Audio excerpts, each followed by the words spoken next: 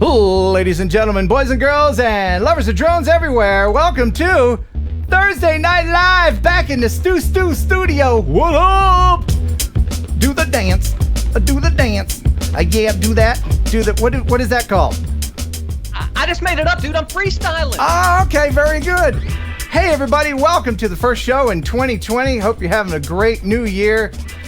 It's good to be back. Gosh, I drove a long way over the holiday. I'll have a little bit of video from that. I've got tons of videos from you guys. We're going to be giving some stuff away. Maybe you noticed what this is here. Maybe, and that up there. So keep watching. I'd like to especially welcome Kelly back to the show. Hey, Kelly. Good to be back, man. Happy New Year. And someone very special in the chat, Melissa Parker's watching. Mwah! Love you. And wait a minute. What? Before we just assume that there may be, what? A story here. There's a story there. I just welcomed somebody in the chat. You made a face. What's going on? No inside jokes. Melissa Parker. We went to Harrisburg High School together, but the story is she was my very first kiss in the hallowed hallways of the middle school when I was in 7th grade. I guess it was known as junior high back then. Ah. I don't even know if she knows that. She may not know that. And who instigated? Who instigated the kiss? Yeah, who started it? It was at the end of the hallway. She Yeah. had to go one way to her class. I had to go one way to my class. Uh-huh. I could be wrong, and she could correct me in the chat, but I think she instigated it. Okay. Well, Melissa, welcome to the show. River Mersey. Hey, man. Thank you very much. Our first super chat tonight. 1 pounder. Let's pound it. Awesome. Tonight we'll play 1 second song, Ultra 80s edition. Loser leaves town. Kelly against Chad Nordstrom. Ooh, that dude's good. He's in the chat. He's good. Always in the chat, getting the songs first. So we're going to pit them against each other, and the winner will get the iSteady Pro 2. So Gimbal. I might win the iSteady Pro 2 tonight? Nope. Oh, I'm playing for somebody. That's right. Biggest show ever. We're gonna have the kid who won the Phantom 4 from my Phantom 4 giveaway, and then we're gonna talk to a couple of the kids who didn't win and possibly make their night. Yes. So keep watching for that. We got tons of news. Jason Schappert from RemotePilot101.com is going to join us here in just a minute to talk about the FAA's remote ID horrible, awful thing that they've done to us. And Mark H, $10 super chat. Happy New Year, Ken and Kelly. Thank you, guys. And let's get right into... Oh, Pigeon Jerky. That's right, our favorites. We can't forget any sponsors. There you go. Enjoy, everyone. You'll enjoy Pigeon Jerky. Yeah. Pigeon Jerky, the Cadillac of processed meats. You'll enjoy Pigeon Jerky,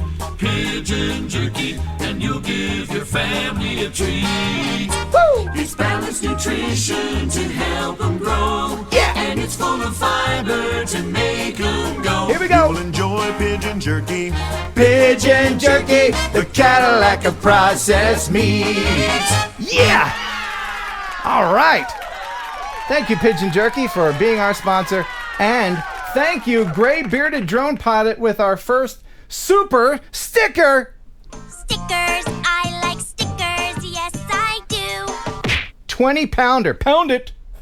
And with that, let's go ahead and get right into the all-important drone news. Stop the music. It's time for news. All the news you'd ever want to know about.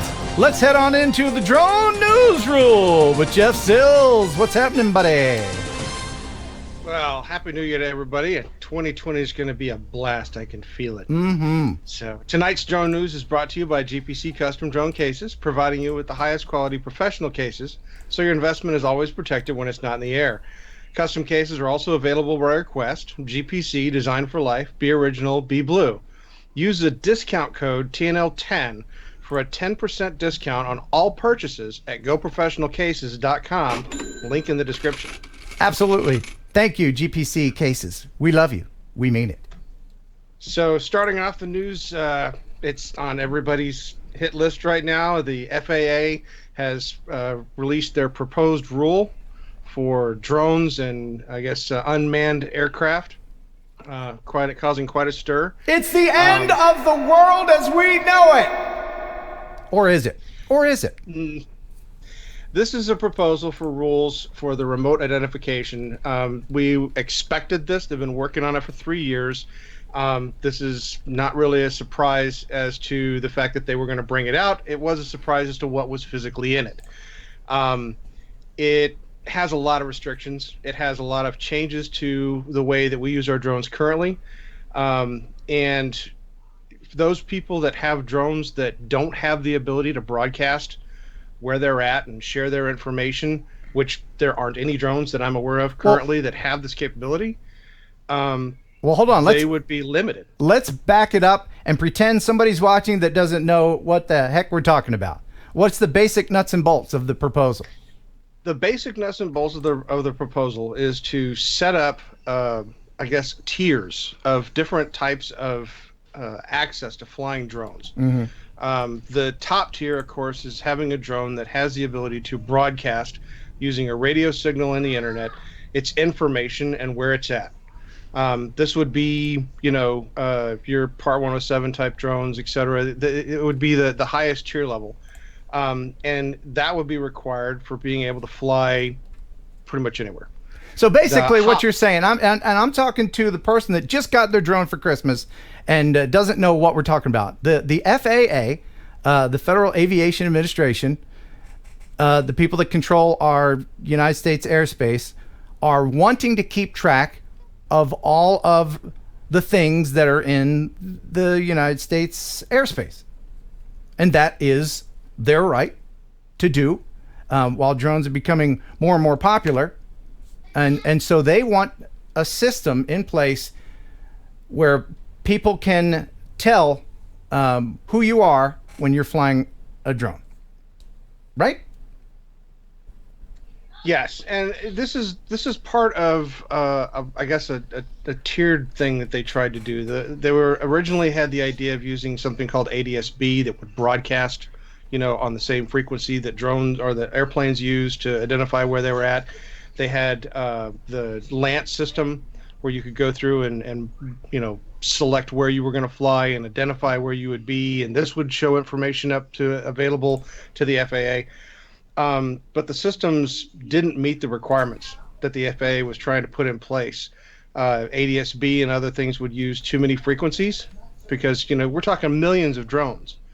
And all of a sudden you have millions of drones broadcasting on radio frequencies. It would be untenable. So they're essentially trying to come up with a system that will work within the framework of existing technology or available technology to be able to keep track of these drones and to provide some safety in the environment, not only for aircraft in general, but also safety for flying drones over crowds, that sort of thing. It does open up some opportunities to us as pilots to be able to fly over crowds, fly at night, etc. So there are benefits and there are not benefits. Right. And again, just to dumb it down, if you still have the plastic from your new drone in the corner and you're like, man, I'm going to fly this all over. I'm going to start a business. It's going to be great. And then you're hearing this. You're like, wait, what? Hopefully, you know that you have to register a drone with the government. And hopefully, you know that you can't make money with your drone without Part 107, 14 CFR Part 107 certification. Well, and to preface this is just a proposal right. for the rule. Right. This is not the actual rule. No. The FAA, between now and March, is going to be taking feedback from anybody. So you, general public out there, you can go to the FAA website and you can fill out a response to this rule and give reasons as to why you think this rule should be changed or should be altered in some fashion. Right. And I highly recommend everybody take the opportunity to do this. But obviously you want to go and you want to provide facts. You want to provide information. You don't Don't put like hate messages or anything in there. Yeah, It needs to be. Do not do that. Kelly, your thoughts? You're sitting there kind of quiet. No, I'm a commercial pilot who plays by the rules, so I got to play by the rules. So whatever that rule becomes, and we've got plenty of time. This isn't something we should be panicking about right now. We're looking at probably 3 years before we even need to have a remote ID system, whether it's the standard or the limited, on our drone. So we got plenty of time. It could all change. Yeah, but when you say drastically between now and that then. doesn't mean we need to light a fire under people and get them over here to comment, and don't be like, the FAA are idiots. I hate you. Do not do that. Please don't do that. Be a good representative of the drone community and use your common sense. Yeah, they want factual information. They want you to provide them good hard evidence as to why some of these rules should not apply or should be changed. And so, do the due diligence, find the information, use articles, use any references that you can find on the internet, and provide them a decent response, because this impacts not just us as drone pilots. This impacts anything. I mean, model aircraft fall underneath this. The FPV pilots, their stuff falls underneath this. Yeah. I mean, this has a huge impact. And for the model aircraft and the FPV community, this is a This is huge. This is going to change innovation. There will be no more little companies that are putting out fake Mavics if this comes, because it'll be cost prohibitive for them to comply with these rules. And people are worried, and it's justified. So I'm saying don't worry about it too much just now. A lot of this has to do with large companies that want to deliver tube socks to you in the air. And I'm here to say that companies like Amazon and UPS, I think that all of that delivery stuff, until battery technology is improved, we are not going to see people, especially in rural areas, receiving products from Amazon. You're not going to send a $20,000 drone in the air across the Midwest for miles and miles, where it can get, or Kentucky, where it's going to get shot down. What companies are doing, and I liken this back to the days when TVs turned into color TV. Do you remember these motels that would have signs, color TV? Yes. Well, one motel did that, and then another motel said, whoa, dagnabbit, they have color TV. We need to have color TV. And then everybody's like, color TV. That's what this is. It's very much a gimmicky war, because Amazon's like, yeah, we're going to make deliveries. And then all the other companies, UPS, like, well, we don't want to be left out. We want to say that we're going to make deliveries too. Practically, the practicality of it all, I don't think that we're going to see, even in 10, 20 years, a bunch of deliveries, unless it's within large cities. I just don't see it. And when companies do this, and they have their lobbyists, and they go up to the FAA with all these great ideas, you know what aiming high is, right? Okay? What you do is you take your arrow and you aim high so that gravity/reality will bring it down and possibly hit the bullseye. So Jeff Bezos at Amazon's like, man, we want delivery drones all over the world. We want to deliver here and there. And then the FAA would be like, no, we can't do that, but we'll give you this. And that's what they're doing. And we're causing a panic with everybody. But I want to add one thing to this, because obviously the delivery drones and stuff are the one thing that's on everybody's minds. But this also affects other things that we've reported on this channel. The beyond visual line of sight capabilities that they have been working on for being able to inspect pipelines, where drones fly miles and miles and miles down pipelines. They need to have the ability for those drones to be able to perform their task and not collide with, say, another drone. And these are rural areas where people want to do their scenic, shots. And so you want to make sure that you're not going to have conflicts. So having a UTM or some sort of system that would prevent the drones from interacting with one another is obviously a good thing. Agriculture is another thing. You see a lot of agricultural drones. These things are going back and forth across fields. Right. I see the benefit of it. I see the benefit of it, of course. But look, I just don't think that and I'm in agreement with you. I don't think that the draconian way of applying this is the best method. I think that there are other factors that should be taken into consideration, and other technologies, like what DJI has been putting into their systems, where it will be able to broadcast an ID and you'll be able to see it with an app. Right. These things are important. There's talk about third parties that you have to subscribe to, and we're going to talk with Jason Schappert here in just a moment. I know he's standing by. He's going to have a lot to tell us. Kelly, you look like you wanted to say something. No, I was just going to say, correct me if I'm wrong here, but the Mavic Mini would not be required to have remote ID because it's less than 0.55 pounds. Is that right? That for hobbyists, sure. I mean, sure. Under the proposed rule, yes. But deep inside all that documentation is a nice little sentence saying that they could potentially change that and make this apply to all drones. But if it goes through the way that it is right now, you can guarantee yourself you're going to see a ton of sub 250 gram drones. Just to remind everyone, the sub 250 gram drones are not the outlaw drones. They are not, because people have sent me messages all the time. And Jason Schappert can back me up. If I have a Mavic Mini, I can fly anywhere. I can do it at night. I can fly at a hospital, an airport. It's like a little drone with a cape on it. No, if you're going to be Part 107 and make money, have a business with your drone. It doesn't matter how much it weighs. You have a tiny whoop. If you're gonna make money with that, you're gonna have to register it. That's just the reality of it. Yeah. Yeah. Let's go ahead and bring Jason in right now. And now here is Kelly Green with a joke while I bring Jason in. What's the best New Year's resolution? What is it? In my opinion, it's 1080p, but Kim would probably tell you it's 4K. Hey guys, how are you? Hey, it's Jason Schappert. Welcome. What's happening? Hey, thanks for having me. Everything you guys were saying was spot on. Speaking of that little drone with a cape, I have mine sitting right here. Oh, look at that. And it looks like it's registered. But it's over 250 grams now with a registration sticker and a Remote Pilot 101 sticker. Right. So I'm in trouble. So people are losing their ever-loving minds about this remote ID, Jason. What can you add to the conversation to kind of quell that? And do we need to be worried?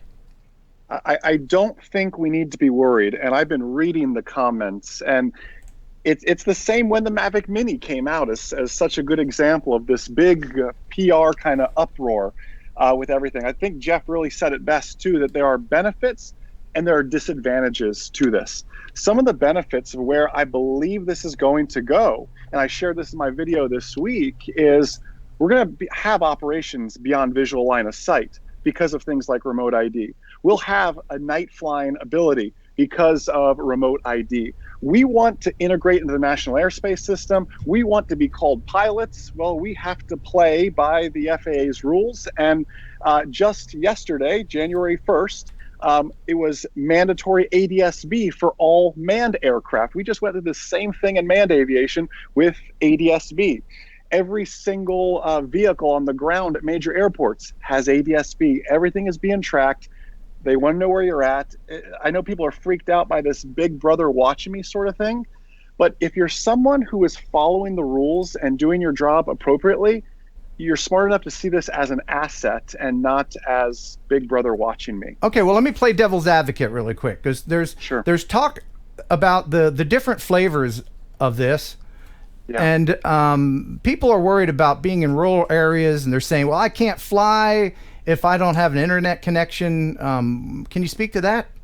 Absolutely. Standard, limited, and no ID. And that graphic you have is phenomenal, by the way. Standard is really where you're going to want to end up being because it gives you access to everything. This beyond visual line of sight, this night flying, this flight over crowds, everything else I spoke about can only happen with a standard remote ID. Limited is going to do just that, limit you. And no ID is going to put you in a predicament as well to really only fly at AMA fields, model aircraft fields. And by the way, if you're a model aircraft flyer, you're the one who should be the most worried about this. The hobbyist should be the most worried if you plan on just doing a no ID type thing, because it would be devastating to that market.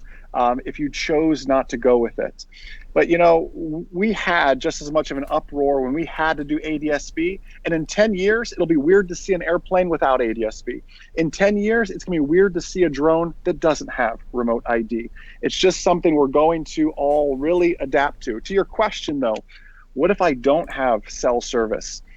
Am I in violation of that? Yeah. While I don't know that answer, there's 400 comments on the proposed ruling right now, and I think there needs to be about 3 or 4 times that. It's trending on regulations.gov right now, and please make sure every comment you leave has that, because I don't know that answer, and I'm writing mine up now this week and next week, and I'll share it publicly as well.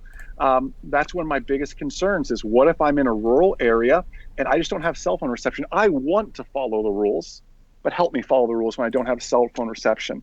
We have to also believe there's going to come a day and time for everyone who's scared about this Big Brother stuff. Drones are going to have SIM cards in them one day to make this process even easier. Their own LTE connections and 5G and 6G and however many Gs we're on by then as well. So just be mindful of all this. This is good, and I'll be one of the few people, Ken and Kelly and Jeff, I imagine you can share this sentiment that this is good for the people who are doing the right thing. This is an asset to you. There is always going to be people who are not going to follow the rules no matter what. Sure. And the problem with that is this really, as it stands now, it's not enforceable. And I don't imagine there'll be a budget to create the FAA police department to make this enforceable.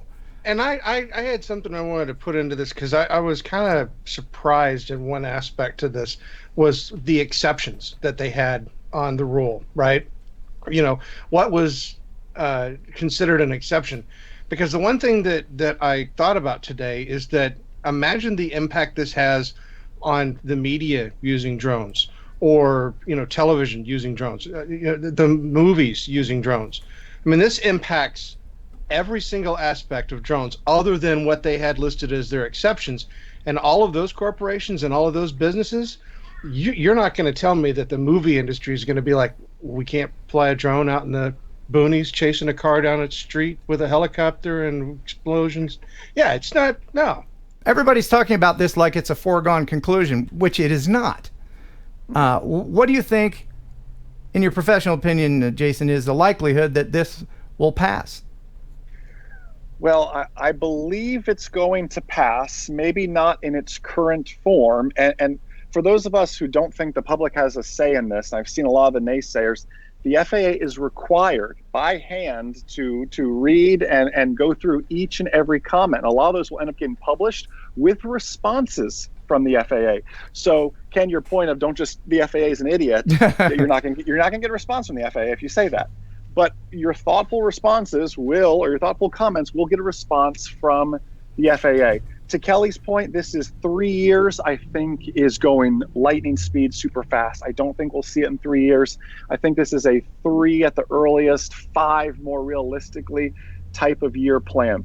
The real buzzword I want everybody to start watching for is UTM, Unmanned Traffic Management. Remote ID is the start of UTM. UTM has advantages and disadvantages too, but if you really want the buzzwords to be watching for, add to your Google feeds and everything else, unmanned traffic management. Airbus is doing it, a lot of big companies. That's what you need to be watching, because remote ID is the start of that. And that could be an amazing system. It could be a really scary system for us too. I think that people are really worried about being relegated to what is essentially a drone detention center, to be able to have to fly, because there's people that aren't going to go through the expense to retrofit their drones with the needed stuff. But you have to remember also, once this 3-4 years from now, you're not going to have the same drone that you have now, quite possibly. And all of this technology and innovation will catch up, because, innovation always outpaces legislation. Yes. And so these might not be the same worries that you will have in a couple of years. But you're exactly right. I don't mean to cut you off. I apologize. Yeah. But some of this too can all be controlled via firmware. You're talking about drones getting old and outdated. What if this can be a simple firmware update instead? What if it's a mandatory firmware update that if I don't do this update, my props aren't going to spin? And it's just it's dead on arrival right there. Like, there's a lot of weird things. Now we're talking manufacturer stuff, but there's a lot of weird twists and turns this could take. Yeah, well, you could have a company that makes some third-party device that you put on the top of your drone that broadcasts the information over the respective frequencies. I mean, there's a huge business out there for people to come up with solutions to be able to deal with this. UTM is one thing that I've watched considerably, as you've mentioned. One of the things that really had me kind of freaked out when I first read some of the stuff on that was the fact that UTM would offer the ability for them to remotely take access to your drone if there was going to be a collision and take control of your drone and fly it away. Yeah. I didn't like that idea. Well, the people that are coming up with the legislation aren't people who are drone people.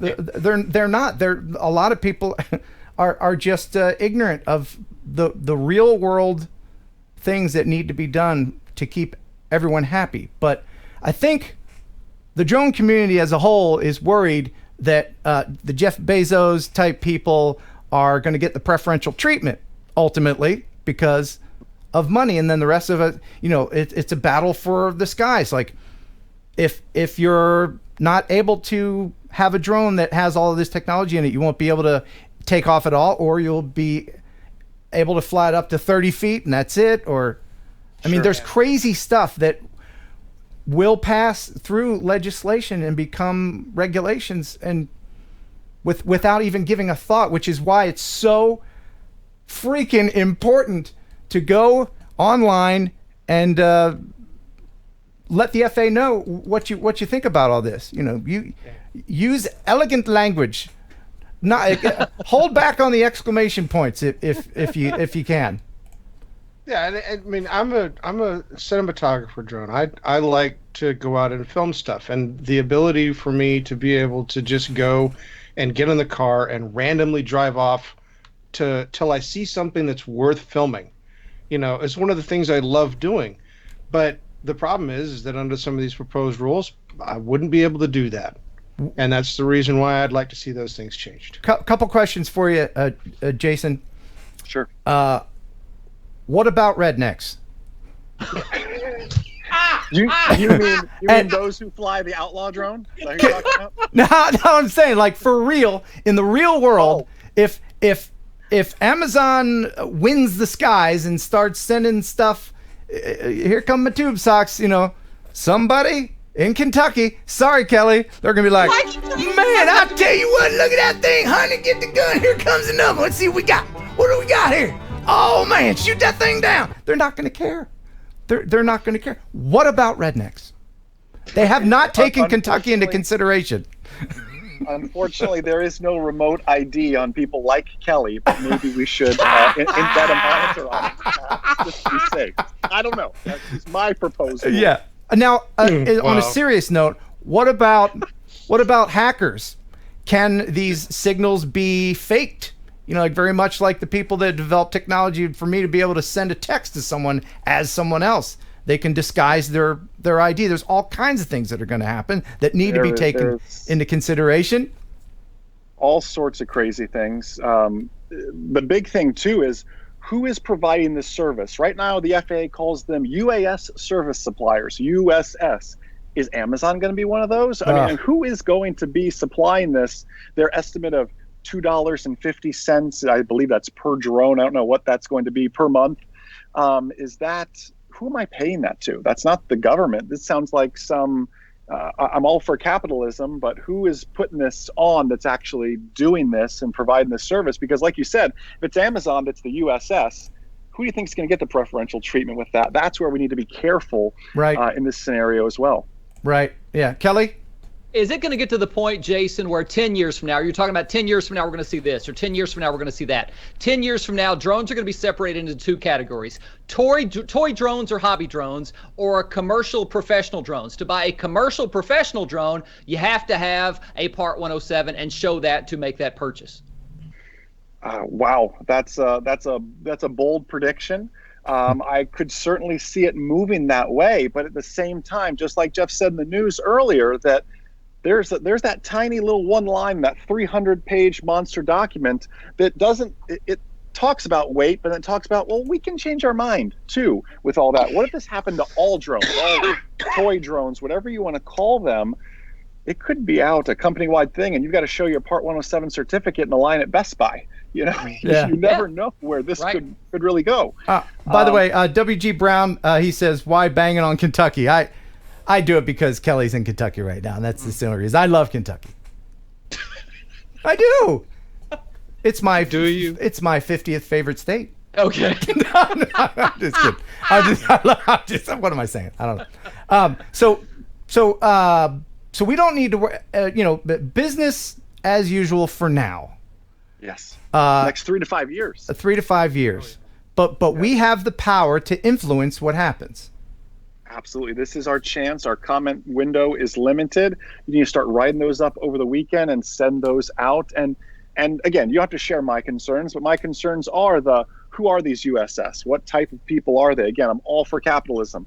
I just want to know who's really, truly doing it. Next things, what about no cell phone signal, Wi-Fi, all these things? Is this an upgrade, by the way? Can this be a firmware update? Or is my Phantom 3 now a brick and I have to go out and buy all new equipment? Are there third-party providers? All these sort of things. And then the big one here, a note I have is, who does have access to our data and location? Yeah. I don't mind, in the manned aviation world, everybody can see me as a little blip on the radar. They can see my tail number, which is like my license plate. It's no big deal. They can see how high I am, how fast I'm going. That's not a big deal. But to the hacking point and everything else, or a client of ours brought up something very good recently. He said, what about law enforcement, Jason? What if there's a hostage situation, we're using this drone in a law enforcement situation, we don't need the bad guys knowing where the good guys are. So that's an interesting little, segue into that. So I don't know those answers. And that's what my comment's going to be to the FAA when I write it up for next week. It just seems very sloppy as it is. It seems like they're trying Rushed. to stir things. Yes, they're trying to stir things up. I hope that are they consulting with anyone in the industry, the MA or anything? I mean, what do we do? Do we call our congressman? Do we? It's funny you say that. They did just set up a committee recently, but it was for changes to the Part 107 test. It was nothing about remote ID. So we tried as Remote Pilot 101 to get on any committee we can to try to provide influence. We have great success with that, but there's been no requests for a remote ID committee. And I imagine there's, like you said so well, Ken, there's some deep pocket organizations who are, we're going to deliver, we're going to do this, we're going to do this. And they're predicting this future that's just not going to be there in 5 years. It's going to be an awesome, fruitful future, but it's not going to be, drones in a line for miles to see in 5 years. I just want the government to stay out of my business. I pay my taxes. If I want to fly my little camera drone, that's what I'm going to do. You stay out of my yard. Because me and Emma Sue, we gonna do what we want. Get out of here, government. That was not state specific. And that's exactly how we dance in Kentucky too. That's all we can do is that little move. I'll tell you, I'm looking forward to going on to the FAA thing and reading Jason's response. And Jason, I know that I'm going to be responding to him, but I'm going to be going back through every single news article and finding every single little historical evidence that I can put and give them a lineage of the history of drones from 2015 to present to let them know that there's no risk. The safety features, the safety issues that they're so concerned about don't exist. It's all media driven in most cases. Super smart. So yeah. Kelly? Yes? Jason, looking down the road 3 to 5 years from now, will I still be flying my GoPro Karma? And if so, can it be retrofitted with remote ID? I mean, if you don't shoot it down yourself, I think Ken's going to do it for you. The Karma. It's the right thing to do. Yeah. So take it out of its misery. Okay. Look, I know we're all having fun tonight. We're laughing. We're making funny accents. But ultimately, do people need to worry? I'm getting so many emails from people. That's it. I'm hanging up my drone. I'm selling all my stuff. Yeah. Because at the heart of this, one of the greatest things that drones have done for people is giving them opportunity and hope. So many people are starting their own businesses, and I don't want that to be curbed in any way. This gives people freedom. There's handicapped people that write to me all the time. I'm not very mobile, but I'm free as a bird when I fly my drone. People. I don't want the magic of what this hobby is to have a black eye from stupid legislation.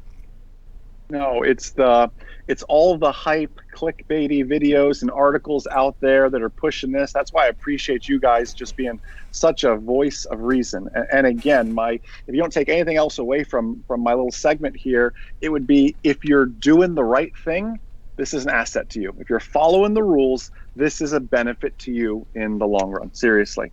2 more questions. If some version of this goes through, will this affect the Lance system? Because that has been a godsend to everybody and is just now starting to be dependable. Finally. Yeah. And Finally, so yes, I want to say yes, but I also think at the same time, again, trying to think ahead to this UTM thing, it could also totally uproot the Lance system. This could be the Lance making a slow little left turn and UTM working in to steal the show, and maybe using Lance just in remote areas, UTM in the major cities, and there might be a battle for power there. But you're exactly right. Lance is finally hitting its strides, and we might have 3 or 5 good years out of it. But it could put Lance on steroids, or it could kill Lance. I can't make a prediction on that just yet until we know what the actual rule is. Okay. But as it stands, UTM would take over, it sounds like. And what are your thoughts? And I have to mention this: the FPV community has always been kind of rebellious. They can take or leave the FAA. I know a few of them. Is the FAA going to go after FPV drones? Because that's a whole different animal. That's a whole different animal. The majority, though, however, of commercialized FPV, whether it's racing or whatever, is done indoors or in a drone cage as well. Something like racing, using that as an example. Does this apply to the indoor environment? I don't know that answer either. I know this would be devastating, though, if you plan on just staying a hobbyist. I don't say that as someone who sells Part 107 test prep. I say that as someone who's read this 300-page document and said, if you go the no ID route and this gets implemented, you're just going to your model aircraft field, and that's all you're really doing, if that even, and if those even exist based on how hard this is going to hit that industry. How many people in the United States are Part 107 certified? Approximately. Jeez. Approximately, we're in the, not including, I can tell you written tests takens in the 60 to 70,000s right now. That doesn't include, though, people like myself who are already manned pilots and just added it on by taking a quick and easy little test. Okay, so a minority, certainly, of people that own drones. Well, yes, and most of those own multiple drones, though, because then look at registrations. Registrations are pushing 1 million drones registered, so it's a minority of people who own a lot of drones. But then again, there's places like Disney who employ 1,000 drones in their shows and everything else too. So that's another story. So there's people that will never register, they will never do any of this, and all this doesn't even concern them because they're going to continue to do what they want. There's people that want to do the right thing, and are Part 107 certified, or at the very least registered, and don't have a problem with it. So you have to know that if this comes to fruition, that a majority of the people will just be like, well, hey, there you go. I'm just not going to participate. There's people that will just never will. And like I said before, if there's not going to be the FAA police, there are not going to be any consequences. Right. And Jeff made a point just the other day about what'd you say, Jeff? There's never been any deaths in this country from result of drones. Nobody's ever been killed by a drone, and the known instances where an aircraft has come into contact with a drone, no loss of life has ever been caused, and the impact to those aircraft was minimal. And even then, those documented incidents are very, very few and far between. With the number of flights that take place every single day and the millions of drones that are registered in the United States, God knows how many of those things are flying every day, if there was a huge security risk or safety, issue, we would see a lot more, but we don't, And the only instance that I ever read about where an aircraft was forced to land because it collided with a drone was the helicopter in the Baja race, the MD-500, that collided with one of the camera drones that they were using to film the race. And even then, the pilot was able to safely land the helicopter. Mm-hmm. It was minimal damage to the helicopter. They felt it was safer to cart the helicopter off versus flying it out of there. So, I mean, logic. Listen, thank you, Jeff. When you're contacting, and there's links in the description to the Federal Register where you can lodge your comment. Please don't be defensive. Yes, it's so easy to use the kind of language that will put people off. Just use logic and be sincere, and hopefully those will sway whoever needs to be swayed. Yes, Kelly. And remember, government is not spelled G-U-B-M-I-N-T, just for you folks listening from Kentucky tonight. Are you sure? You sure it don't have some kind of apostrophe in it? G-U-B apostrophe mint? All right, Jason. I've got more news. You know that. Yes, the FAA Jason. is not dominating my news segment. Thank you so much for being on with us. Thank you, guys. Everybody, please check out remotepilot101.com. Yes. Even if you don't intend on making money with your drone, it's a great resource. That knowledge is power. So the more knowledge you have, the more power you have. And Jason, I will give you the final word on this, as we have almost 600 people watching live. What would you like to say to everyone? Again, if you're playing by the rules, this is your key to night operations without a waiver. This is beyond visual line of sight without a waiver. This is flight over people without a waiver.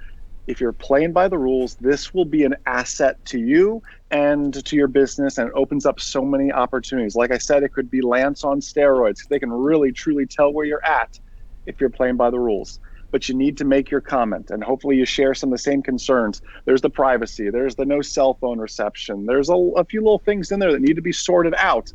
This is the number 3 trending thing on regulations.gov right now, and it should be the number 1 thing, I imagine, by the time Ken signs off here tonight, no doubt, with 600 people watching. The knee-jerk reaction of everybody is whenever the government decides to step in and make changes. Nobody likes changes, My favorite shampoo, they changed the label once, and I couldn't find it. I know that sounds like such an old dude thing to say. I had the same shampoo for 10 years, and I go into the Walmart, and I can't find it. They changed the color of the bottle. Oh, hell.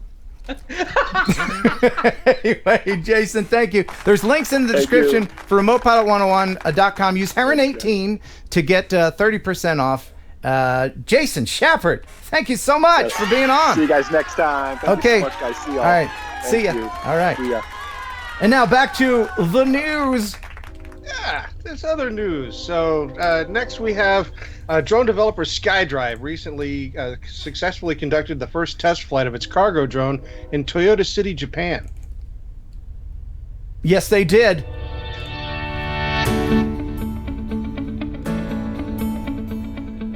It's a multi-rotor drone. It's 1.3 meters long and 1.7 meters wide. Wow. It can carry 30 kilograms. It speeds up to 40 kilometers an hour. And has an average flight time of about 15 minutes. Just in the tests. 30 kilograms, that's about toddler weight. And I always say, if you have a cargo drone, it has to at least be able to lift a toddler, and you're good to go on that. Well, the company is testing at 30 kilograms, but their ultimate goal is to be able to lift 80 kilograms. So I expect to see some more come from that. And I'm scrolling back. I'm sorry, I missed some super chats during the news. Let's go back and just very quickly. Oh, I missed that one. I can't scroll back that much, but John Domber, John Domber, John Domber. There goes 100 of our viewers. What? Yeah. Did Ken have a stroke?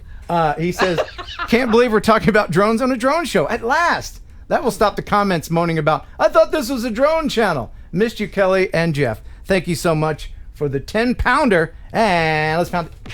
Thank you so much. And let's see what else we got. I hate to interrupt the news again. Sorry, Jeff.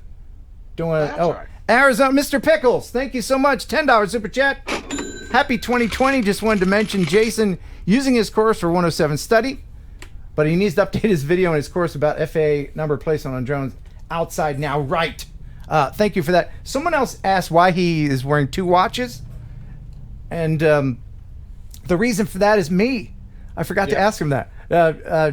Remember what he said at Spin Up? He just happened to have 2 watches on one time on his video. I mentioned it in my video, and now it's kind of a thing with him. Yeah. So that's it. It's purely aesthetic. Octothorpe Media. Hey, $5 super chat. I have a daytime waiver, 10729, but can't use Lance at night. How do I get authorization at night? That is a great question. I've run into the same problem.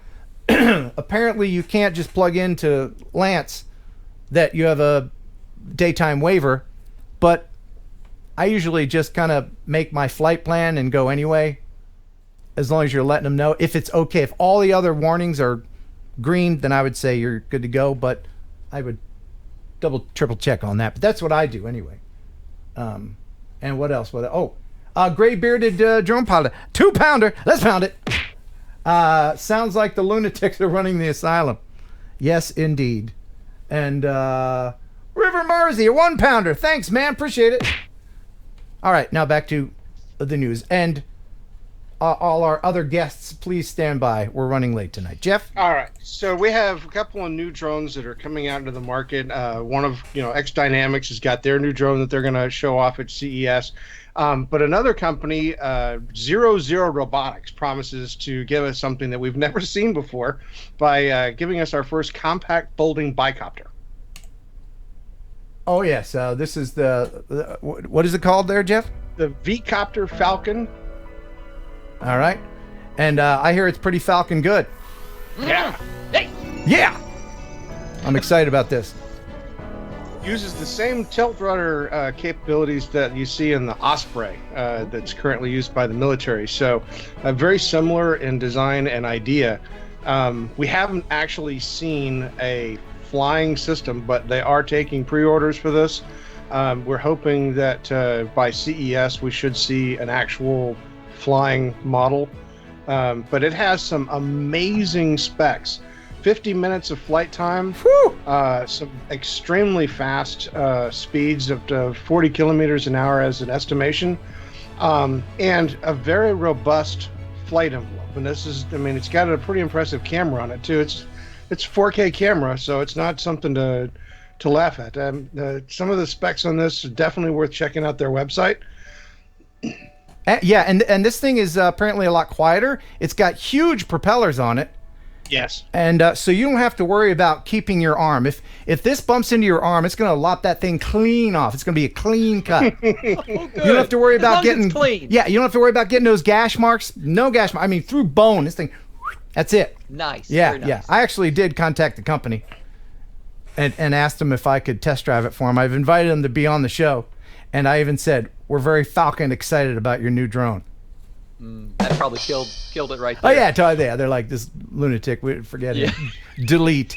He's probably from Kentucky. UAV of Texas, $10 super chat. Love the show. Glad you had good time telling our Jason on tonight, and droning Harry, $10 super chat. All we are saying is give drones a chance. Yes. Well, speaking of a chance, Mud Architects is using drones in a rather unique way. There was a damaged facade on the side of a building in Brussels, and they have developed a drone that actually sprays concrete to fix the wall. Wow. Huh. That's cool. This thing is really impressive. And so it's pumping concrete through that hose. Yeah. And Can you imagine spraying concrete. Powerful that needs to be? How many pounds of concrete's in that hose?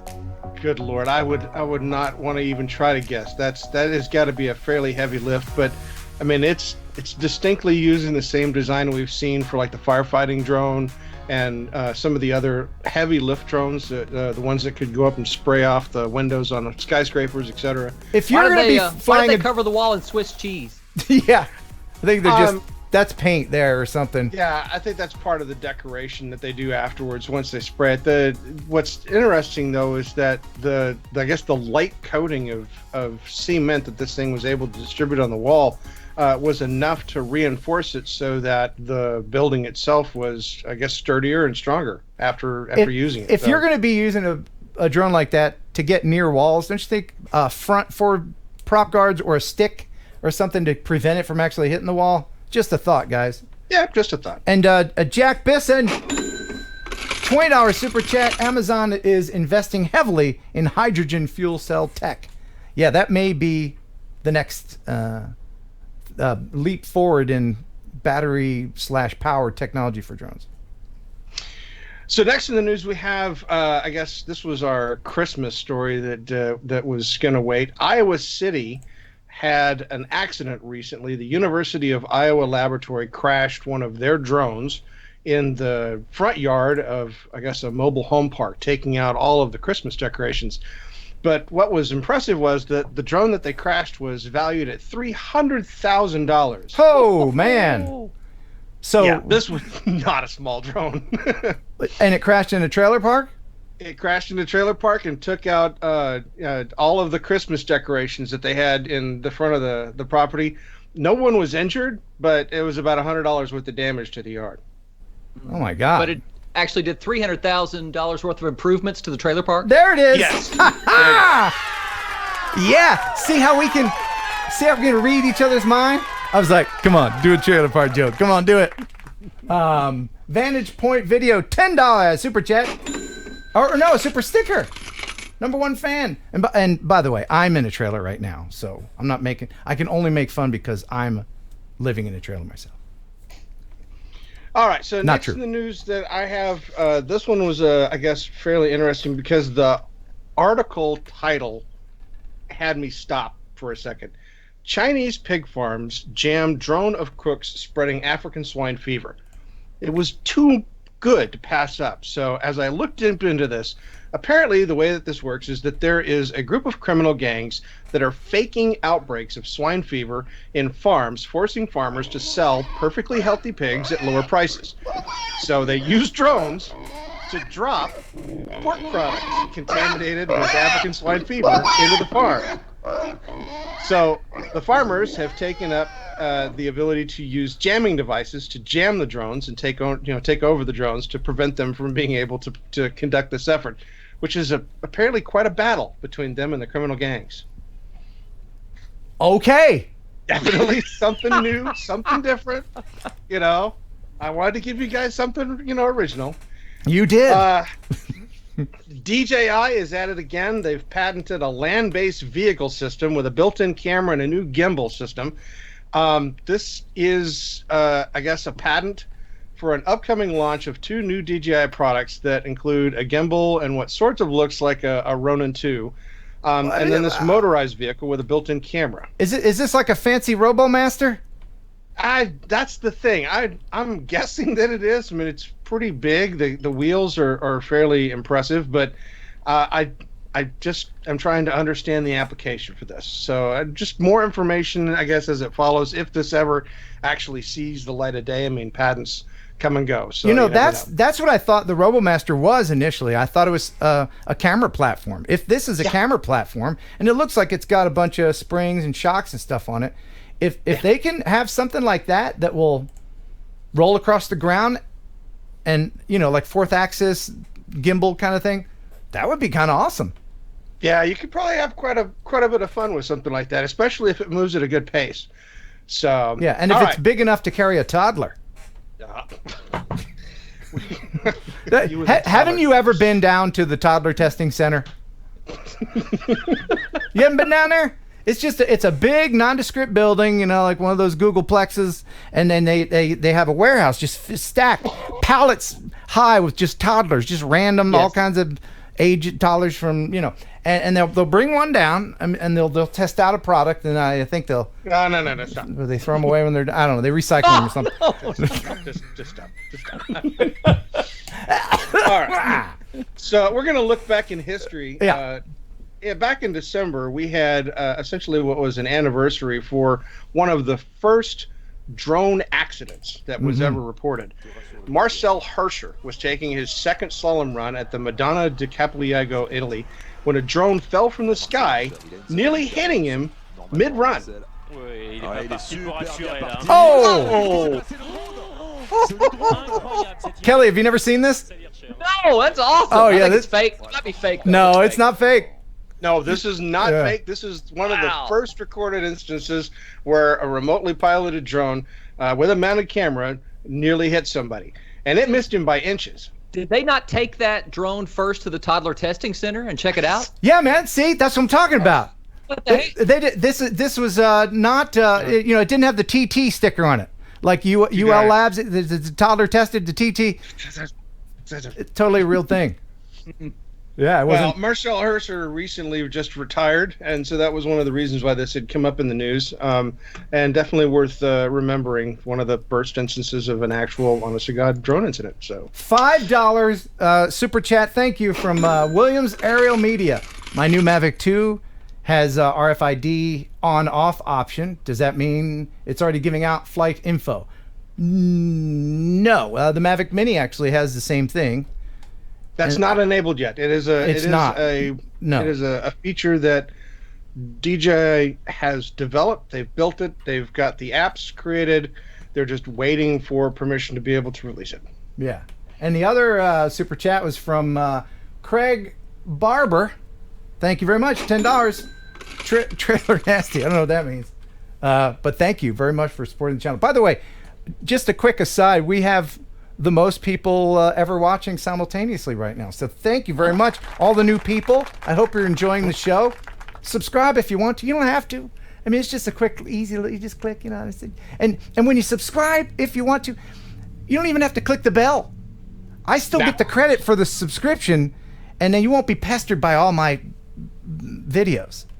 But I'll still get the subscription. You see? You can click the bell for notification. Just if you want to. No big deal. No pressure. 581 people. Okay, 400 people. We're losing people. Jeff, back to the news. Okay. Let's get back to the news. Okay. So, authorities in Denver have confirmed reports of mysterious mass drone sightings in 3 or more Colorado counties and even a corner of Nebraska. This has been something that has been reported across several different news environments. It's got law enforcement officials really puzzled because there is no recorded operators. There's no indication as to who is flying these drones. But these are not your DJI off-the-shelf drones. The reported drones that have been seen have a 6-foot wingspan. They fly in grid-like patterns. There's usually 6 to 10 drones at a time. And the sheriff's offices in Lincoln, Washington, and Sedgwick counties have been getting inundated with calls seeing these wing devices flying out over the skies. Yeah. And how do the pigs feel about it? No idea. How do the toddlers feel about it? Oh, Hey, stop. No. Okay, stop it. Speaking of toddlers. yeah. All right. Recently, video footage was shared from a drone of a pitch. This is a test field where kids can go and practice soccer in the UK. And this particular pitch got damaged by a car. Somebody went out and vandalized it and just tore it up, gutted the whole field, and then for some stupid reason parked the car in the middle of the field and set it on fire. Huh. It's going to take them months to get this fixed. And you're talking groups of kids young as 5 that won't be able to get out on this field and practice playing soccer until that's fixed. It's just That's it's just an That's a absolutely shame. horrible thing to do. And where is this? This particular one was in Kilboggett Park. In Kentucky? Hey, look! I got an idea. You know that old car down Subal? No. Well, you know, it's all Schappert down there like that. Why we got just going down in the field there and just kind of run around a little bit. Hey, hold my beer. I tell you what, that was fun. But you know what make this more fun? What's that? Let's light it up. Light it up, y'all. Woo, doggy. I spend days finding this stuff. You know, I just want to remind you that. Okay. So, next in the news, we have a story coming out of this is Franklin County Sheriff's Office. They were using their drones one evening, and they actually had multiple rescues in one night with the use of their drone. Very cool In indeed. just one day, deputies using drones to try and locate a missing child and save hunters stuck in the woods. Haley Nelson has an inside look at that Franklin County Sheriff's drone team with one of their pilots. For Sergeant Nick Williams, setting up this drone and getting it into the sky can be a life-saving task. A day on the job at the Franklin County Sheriff's Office can bring any number of calls. Finding lost people, that's going to be our number one call. That was the case on Monday night for Sergeant Williams. He had to rush to East Columbus to try and help locate a stolen car with a 1-year-old inside. Put the drone up in the air, see if I can see any cars that still were hot. The child was eventually found and is okay. Then that same night around 8, a call came in about 2 lost hunters. 2 hunters were in the Battelle Darby Metro Creek Park.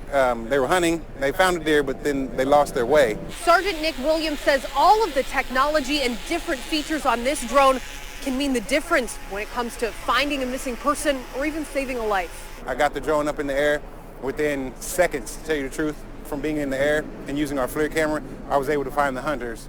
I was able to see them. He was able to lead deputies to the hunters, then direct them all to safety using the drone's spotlight. Because, I mean, in this situation, frigid temperatures, it was snowing outside, so there was a sense of urgency. All wrapping in moments of relief. It was amazing. I mean, I was jumping for joy myself. Wow. Imagine how many lives drones have saved. Yep. And not one lost in this country anyway to them. And we've reported it here. So, yeah. Yeah. Let's not legislate our ability to do good things with drones with all this stupid remote ID stuff. Come on, FAA. Come on. All right. So last for the evening, I believe, Ken, you have ourselves a Bonehead of the Week. I do. Bonehead of the Week. All right. So there's a thing, and I need everybody's opinion out there, okay? I need to know, is this stupid? Because I saw this for the first time and I was like, oh my God, that's stupid. And then I watched it again. I was like, well, I mean. So I'm going to play this for you. It's an ad for a new product. And you let me know, is this stupid? All right? PD&E. We have a new concept. Don't use drones to carry your goods. Turn your goods into drones. By attaching 4 of the PD&E's independent propellers and motors, you can transform chairs, tables, or anything into a drone. Making a concept a reality, we provide motor units fitted with CRP, a flight controller, an IMU, a battery, etc., all in one package. We provide the freedom to choose a combination of either 4 or 6 CRP. Once the master is designated, the other units interact wirelessly to automatically become slaves. Since each of the units calibrate automatically before flight, all the operator needs to do is press start. Equipped with high-powered motors and the technology we've cultivated through our experience in large platform drone production, ProDrone makes anything a drone. Okay, so the question is this stupid? I'm getting a lot of hells yeah, that's dumb. So what are your thoughts? The question should be, how stupid is this? And that very, very stupid. Yeah, I mean, it's an interesting idea, but you can't help but look at a chair like that flying and wonder if it would lift you, right? I know they shouldn't have used a chair. Yeah, everybody was doing that. Everybody's looking at it going, well, I mean, I could ride that, you know. I'll say this. If it's real, and you have the ability to clip on things to make anything fly. Right.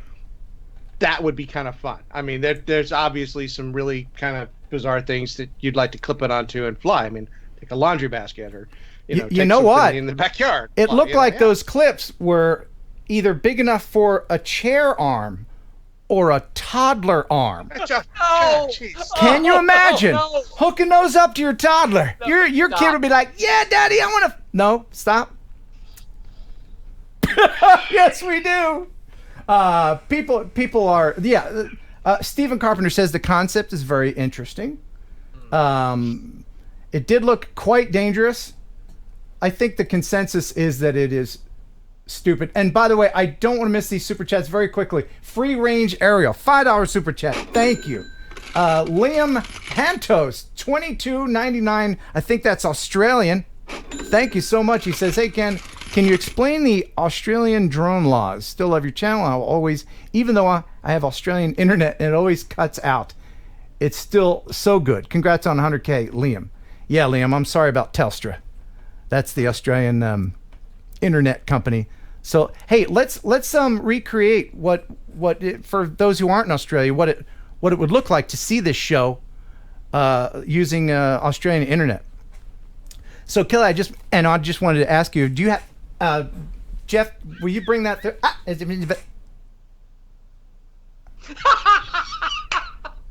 Because we really have to do this, and I wanted to thank her.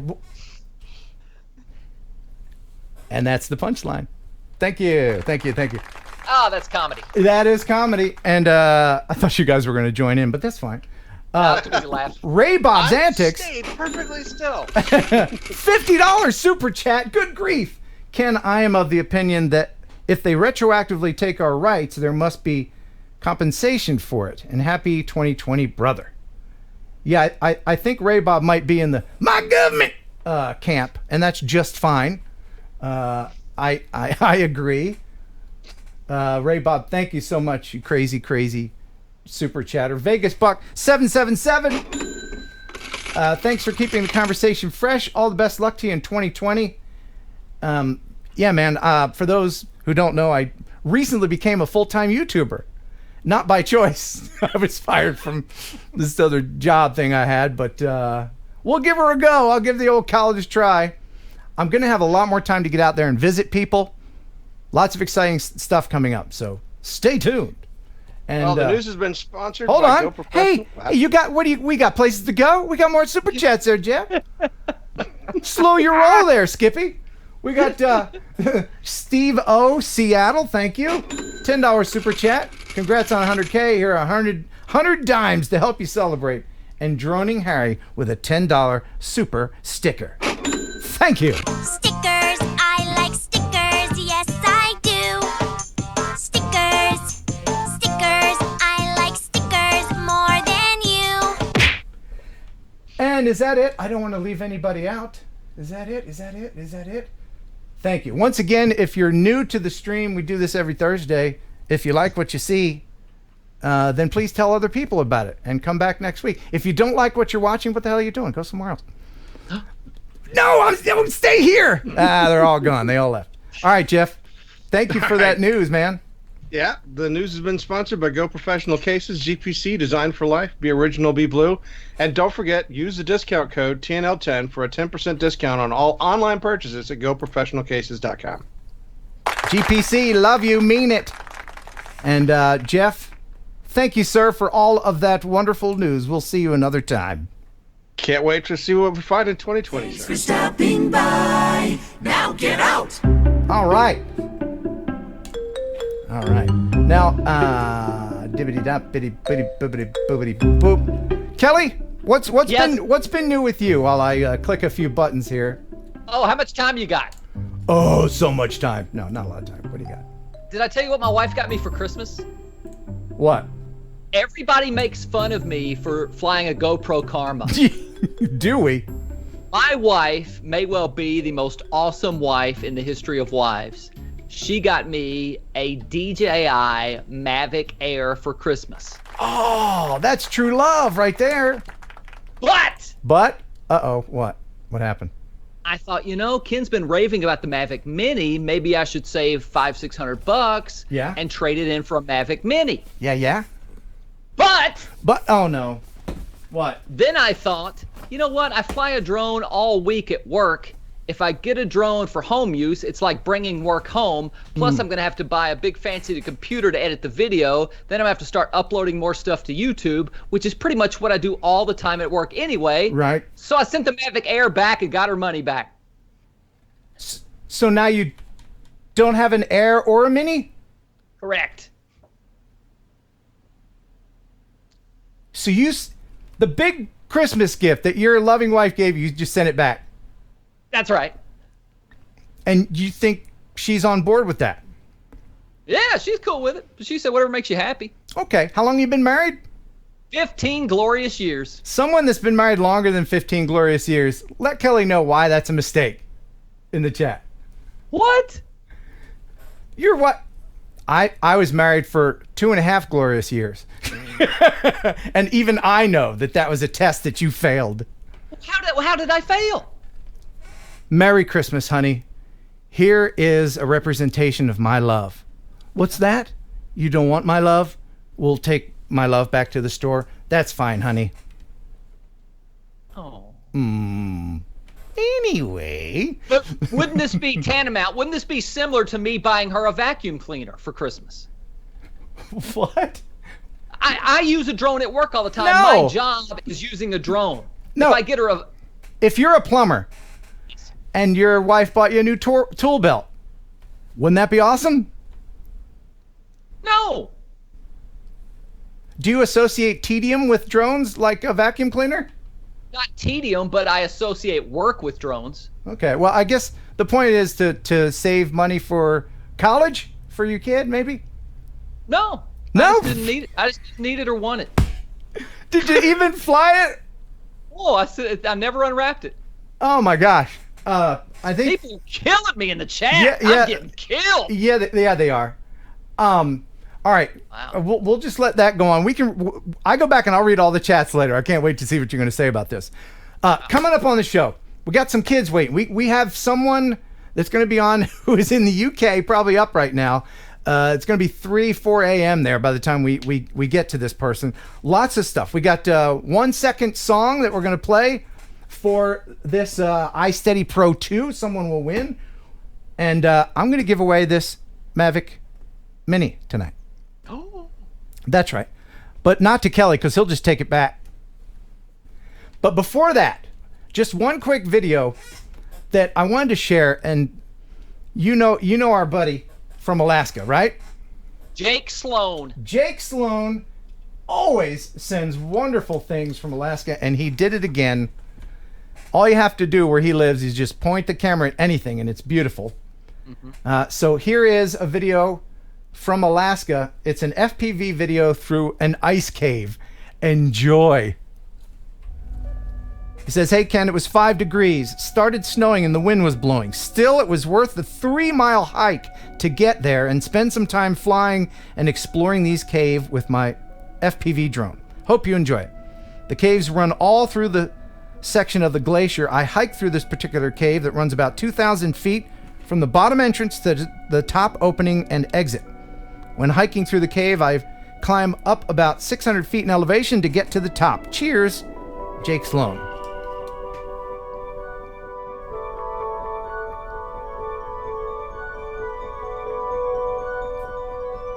Actually chatted with Jake about possibly visiting Alaska. I've always wanted to go there. And I think I should do it before I get too old. You know, because I don't see using a walker to get there. Right. But, wow. That's incredible. Isn't it?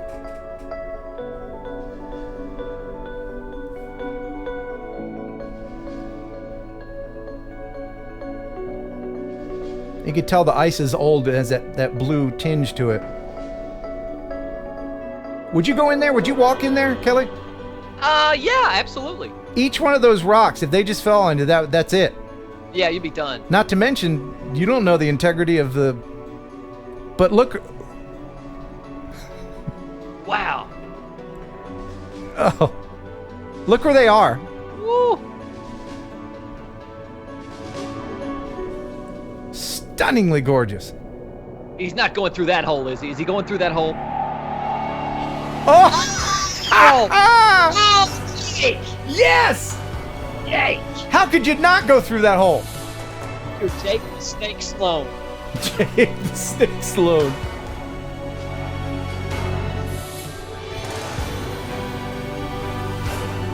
Just fantastic. I could watch an hour of this. Look where they are.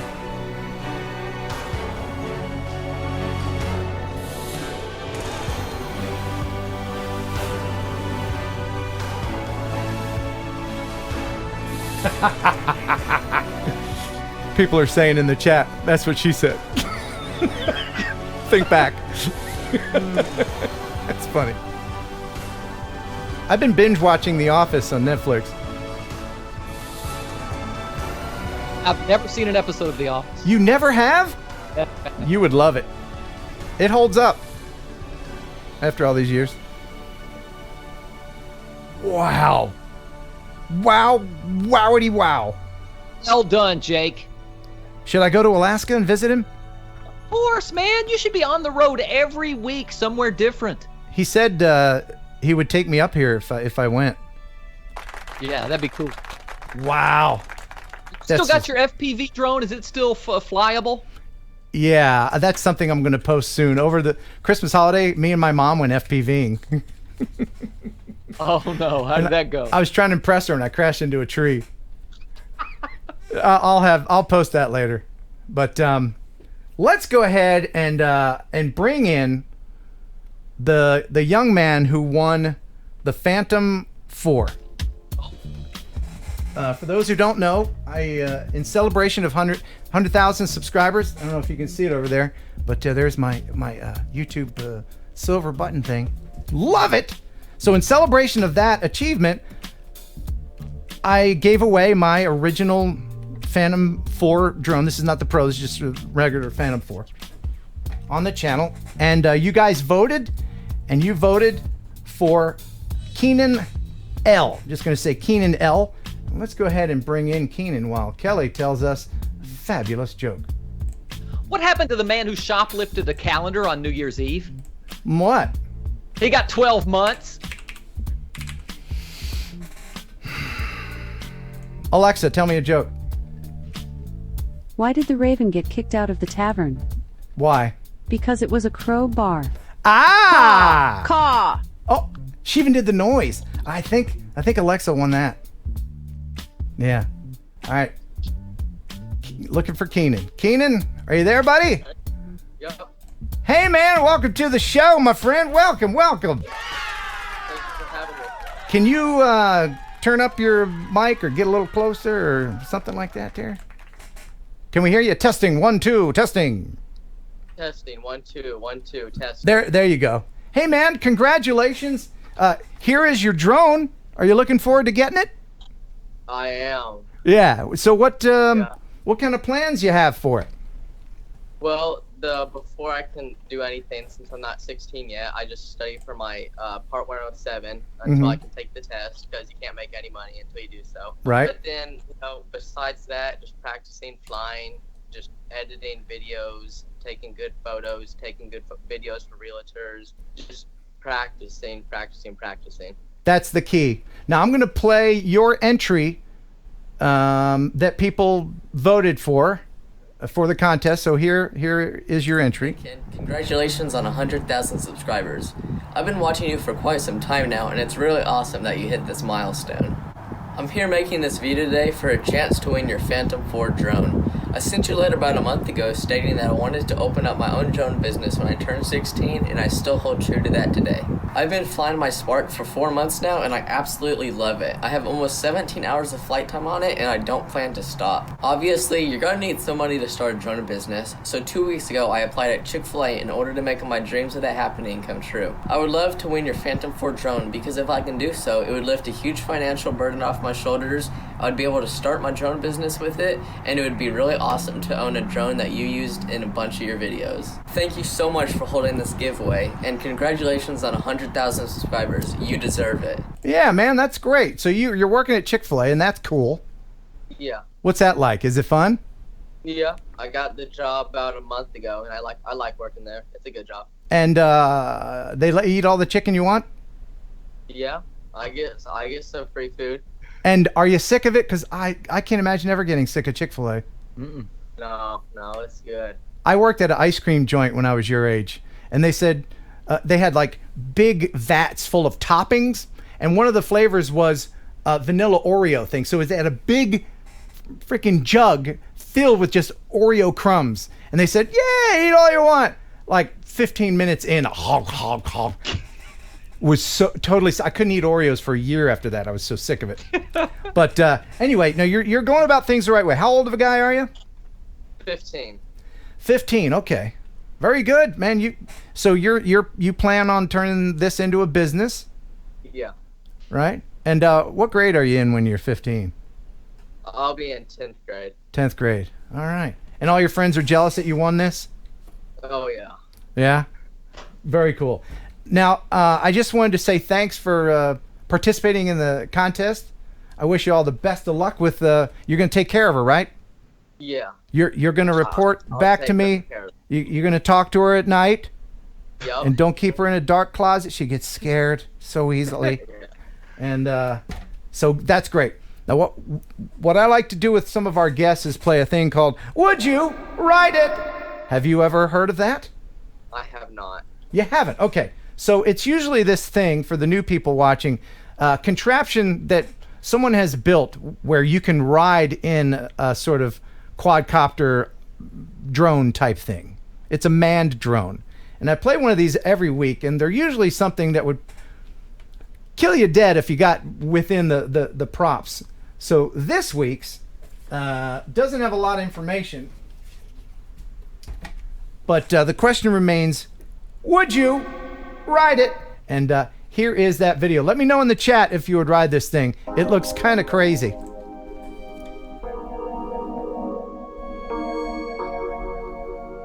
Now, here is something that I noticed, okay? There's dude filming the thing. They got a drone in the air, and they got somebody's girlfriend sitting in there. She is not controlling this. Someone somewhere else is flying this. So that's a lot of trust. Two questions. Would you ride it? And would you ride it if someone else was controlling it? What are your thoughts there, Keenan? I'd probably ride it if I was controlling it. I don't know if I would trust someone else. Right. Kelly? I would say no on both counts. Okay. No, there's no way. Look at that. Yeah, I definitely wouldn't ride it if someone else were controlling it. You know, what if they sneezed? You know, what if they're not using the pinch method? I don't know. My karma is more stable than that thing. Look at that. I barely landed it. You know she was nervous, too. Yeah. Vincent Edwards says no. Mike G says nope. Rick Moore says in a heartbeat. I imagine he's under 18, invincible. Red for Sun, yes and yes. We got a heck yeah. We got Salad Maker.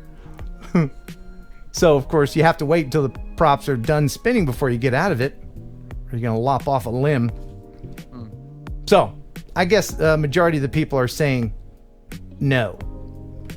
And, of course, we have to wait for her to get out. Oh, look at me. I lived. I'm happy. Good job. Never doing that again. Okay. Look happy for the camera. Yes, sir. All right. Yeah. Okay. So, Keenan. Yep. Thank you so much for being on. Where in the world are you? You're in the United States? I'm in Tulsa, Oklahoma. Tulsa, Oklahoma. Very good. Kelly? Yeah, now let me give you the Chick-fil-A test, Keenan. I'm at the counter. I ordered a box of nuggets. You hand me my nuggets. I say, thanks, Keenan. What do you say? My pleasure. Yes! How long was how many training videos did you have to watch? They had probably about 4 hours, 5 hours. Everybody at Chick-fil-A seems so polite. Is that corporate politeness, or do they just hire polite people? Or are they forcing you to be polite? It's a little bit of both. Thanks for being honest. And what is your favorite menu item? Probably the Chick-fil-A grilled nuggets. Those I get those every time I get free food. Mm-hmm. Those are good. Yep. Very good. Well, again, congratulations. Thanks for supporting the channel and for being on. Good luck to you in the future. And I'll Thank get. you so much for having me. You bet. I'll get this out to you right away because I know you're anxious. Thanks, man. Yeah. All right. Pleasure. Take it easy. Tell the truth. You're never going to send him that drone, are you? Never. I'm keeping it. I didn't That's tell him. what- I didn't tell him that it doesn't come with battery controller, propellers, or any of the inside parts. It's just really a shell. But poor Keenan. Poor Keenan.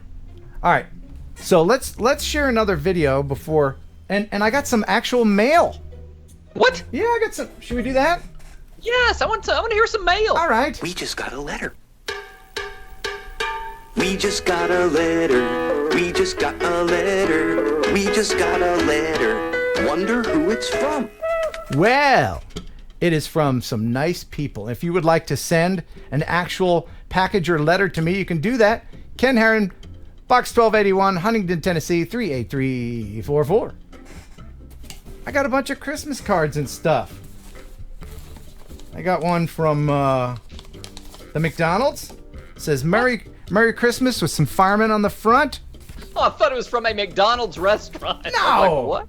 It's from Steve McDonald. Okay. Season's greetings. Thank you very much for that. Oh, Lee Stevens, $10.69 super chat. Hey, man, thanks for that. Appreciate it. Been drinking, so here, have some money. Lost faith in Kelly tonight. Why? Oh, my goodness, why? They're killing me about this Mavic Air. Yeah. You returned your wife's love. Oh, well. It's subtle, but it's pretty much over. Yeah. No. I know his wife, and she's a very nice lady. She's the Dave Ramsey of wives. She appreciated that I saved her that money. Yeah, she did. Mm-hmm. Uh-huh. Oh, look at this. Yeah. This is pretty cool. It's got like stuff glued on it. It's 3D. Look at that. It's neat. Oh. It says Noel, and it's from, our French pal, Peter. He says, hi, Ken. Writing a real Christmas card is hard work, but nothing compared to what you do for all of us dronies. Really appreciate the way you keep holding up and being so consistent. Your videos are a part of our lives and cannot imagine life without it. So have a happy Christmas. Peter. Very nice. That's wonderful. Thank you. One more card here from Mr. and Mrs. John McClellan. And it's a doggy and a cat. And it says, Dear Ken, I hope that you and your family have a wonderful Christmas. Thanks for all the fun you have brought your YouTube family this year. Keep it coming. Your #1 fan in Humble, Texas. There's a city in Texas called Humble. It's spelled Humble, but nobody that lives there says the H. They say Humble. Awesome. Thank you, guys. And then I got a package here from, and I believe it's our buddy River, I think. Let me double check here. I believe it is. It's from the UK. Yep. River Mersey. He says, hey, Ken. Hopefully this gets to you in time for Christmas.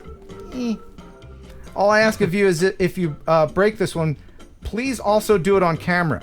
However, it is glass. It will be much more difficult to repair.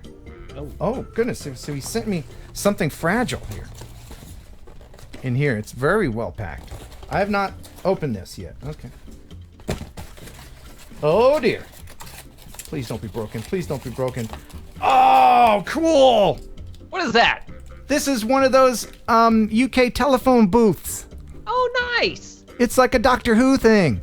Christmas ornament. Yeah, and it's metal or glass. Oh. So I'm going to very carefully. Oh, dear. Very carefully place that right. Oh, it's wobbly. I'm going to set it on its side. Thank you, River. Very much appreciated. And he also sent me some candy, which I did open. So, thank you for all of that. Again, if you would like to send something to me in snail mail, you can send it here.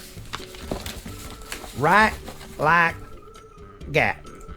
Jake the Snake Sloan, a $4.99 super chat. Happy New Year, Ken and Kelly. Looking forward to showing you around Alaska, Ken. Oh, very good. Thank you. Thank you. Now, I don't know if you can see it over here, but I've got like tons of videos, and I know there's a person waiting in the UK for us to call and bring them on. So what should I do? Should I share a video, or should we go ahead and bring our guests in?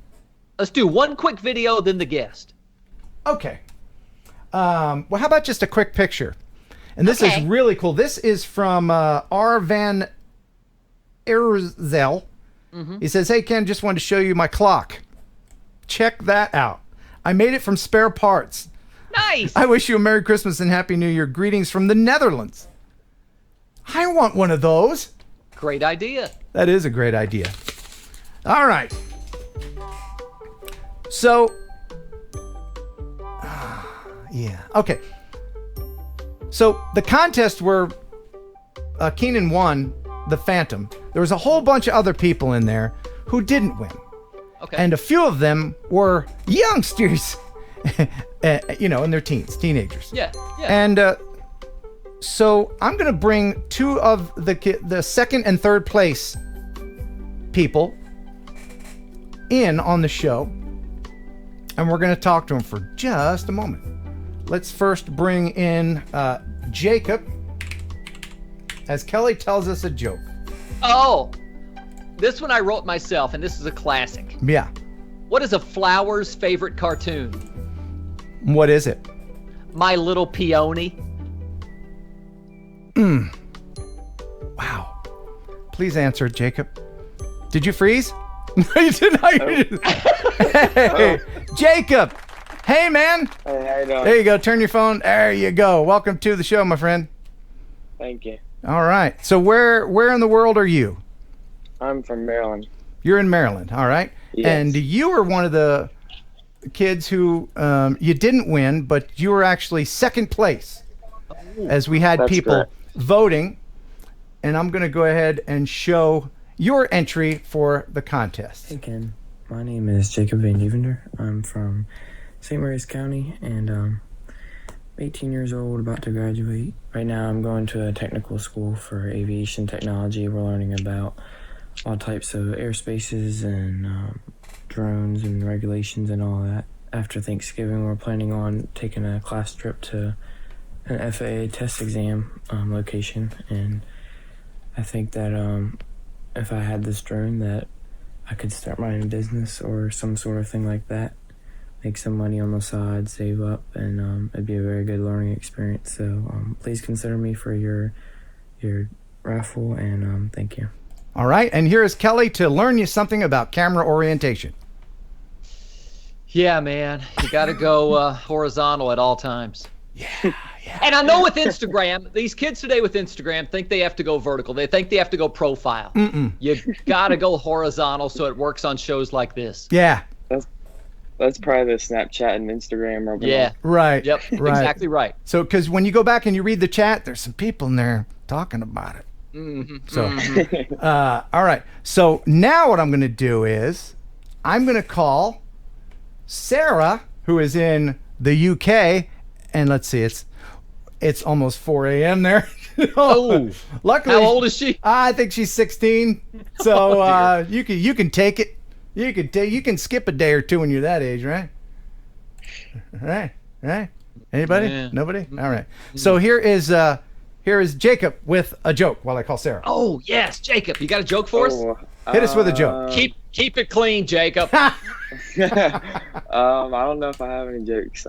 If you don't have one, I've got a good one. Okay. All right, you can back me up. All right, Jacob, I want you to rate this joke on a scale of 1 to 10. What do you call a bear who's lost all his teeth? What? A gummy bear. About 3. Wow. What? Dude. Tough room, man. Tough room. It is a tough room. Hey, everybody. Welcome Sarah to the show. Sarah, hi. Hi. Hi. Now, I called Sarah earlier, and I was unshaven. My hair was messed up, and I looked like a homeless person. She was wondering, why is this old dude calling me? Well, I'm going to tell you right now that the two of you were second and third place finalists on the contest for the Phantom 4 drone. So you didn't win the drone. I'm sorry. However, That's okay. one of our wonderful viewers who's been very supportive of the show donated this Mavic Mini, and one of you will be getting this. What? That's right. Wow. So we're gonna have a cage match fight to the death. No, not really. But this is a Mavic Mini. This is the Fly More combo. This is the dope jammy jam right now. This is the fancy pantsy the drone of the year, and this also comes with DJI Care and Refresh, thanks to our very generous benefactor. So before we move on with this, I'm going to play Sarah's entry into the contest, and it tugged on a few heartstrings. Here is her entry for the contest. Hi Ken. The reason that I would love to win the Phantom 4 is because my dad let his friend, who's a photographer, use my Spark, and he crashed it. Oh. So now the only drone I have is the Tello, which is an amazing little drone, but obviously it can't handle the wind in England, seeing as it's an indoor drone. I would give the Disco drone a new home and put it to very good use. I am very passionate about drones. I have joined the drone interest group at my school, and we are currently building a drone from scratch. I would love to use the drone to capture some beautiful footage of the island that I live on. I have been a fan for over a year, and it would be an honour to win your beloved drone. That's awesome. And we lost Sarah. She gone.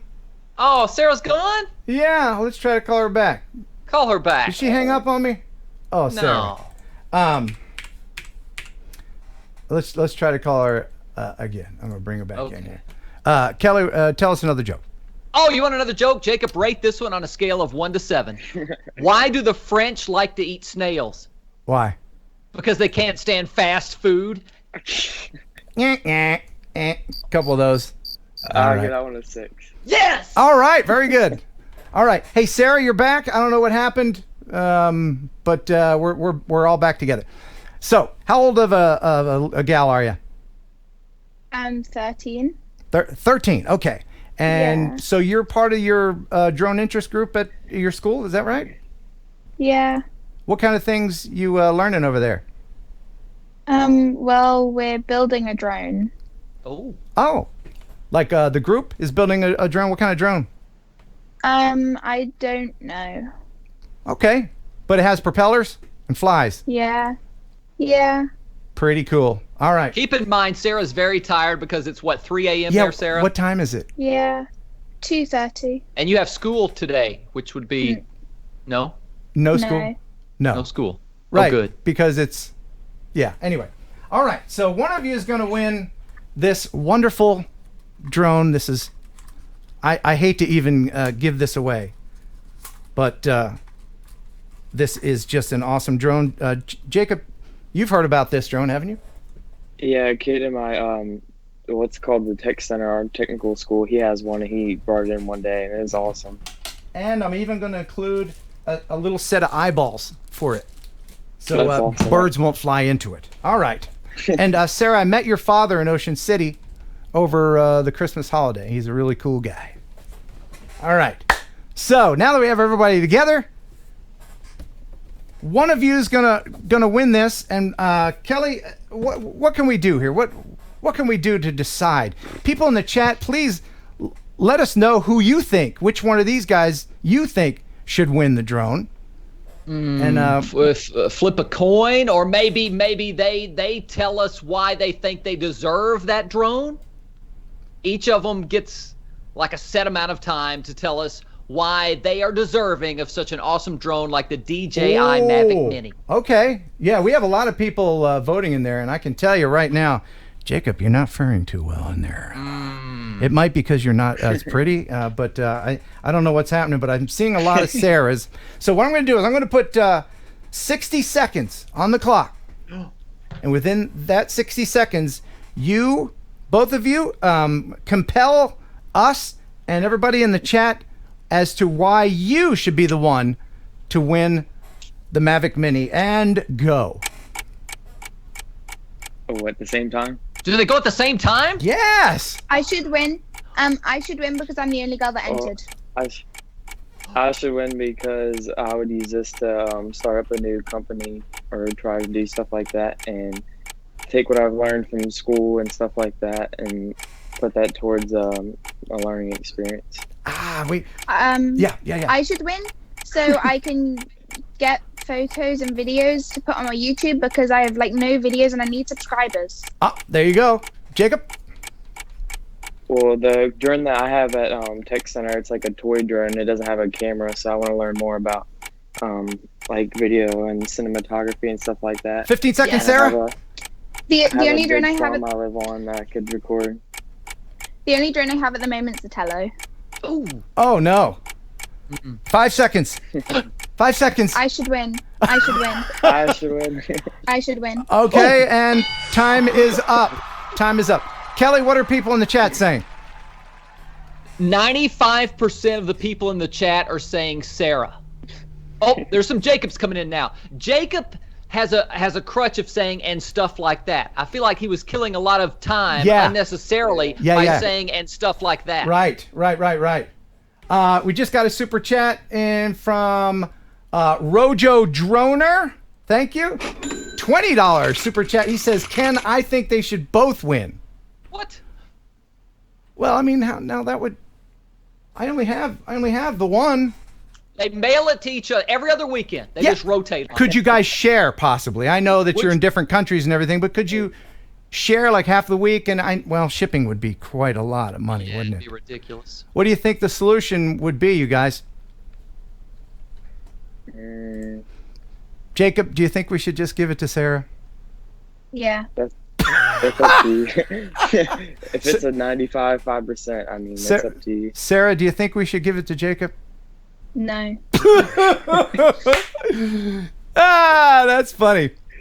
Well, how about if we take Rojo Droner's idea and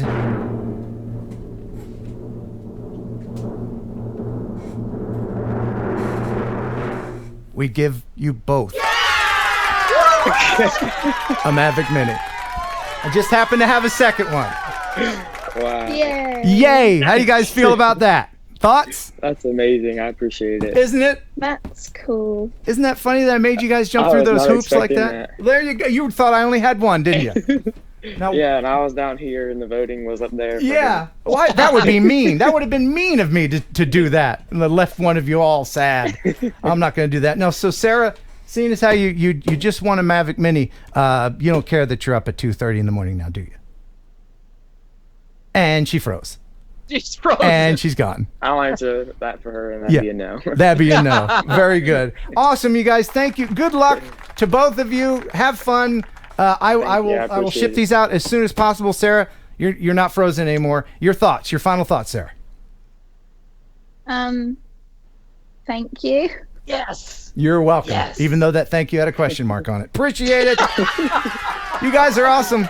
Best of luck with you and your future endeavors.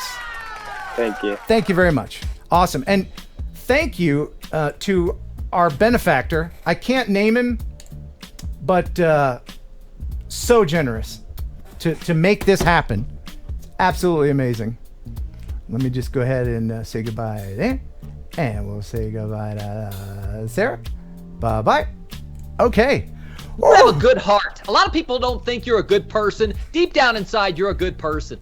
Well, you know what? I guess I am, but the generosity is not me. I can't take much credit for this other than being the one to deliver the news.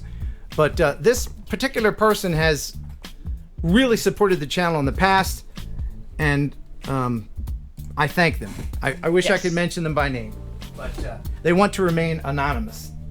So, let me just go ahead and put this stuff back down here. Now, let's go ahead and play a couple videos.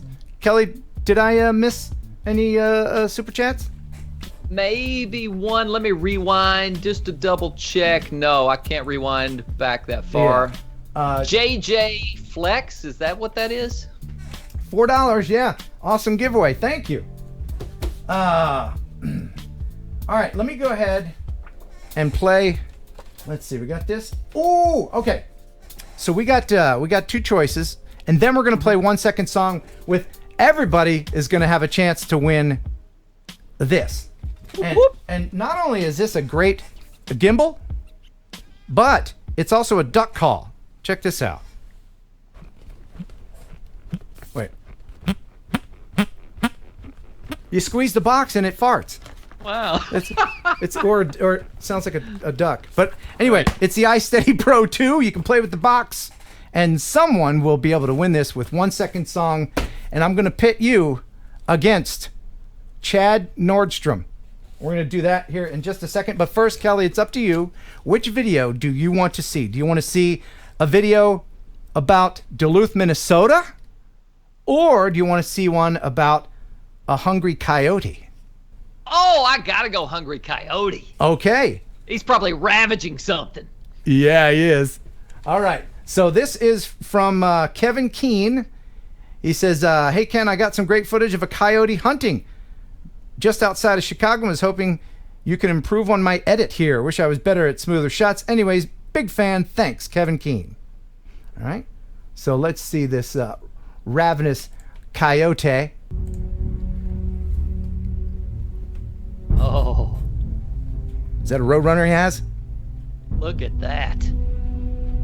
He's hunting mice.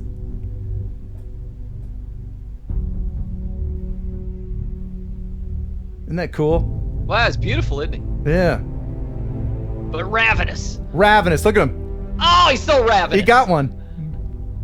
Oh. He got like a little gerbil or something. Look at that. Nom, nom, nom, nom. Wow. Apparently it doesn't care about the drone too much either. So there's these little critters underneath the overbrush there. And he can sniff them out, man. Oh, did you see him look up at the drone? He did. He looked right at the drone. This is really cool. He's not scared of it. I mean, he's not running from it. No. I mean, that shows how hungry he is, right? Yeah, he's ravenous. He's ravenous. So ravenous. Thank you, Kevin Keene, for sharing that. I actually had a coyote video that I'll just share a little bit of. Okay. Mine's not as good as that one because my coyote was totally ugly. You see what I did there?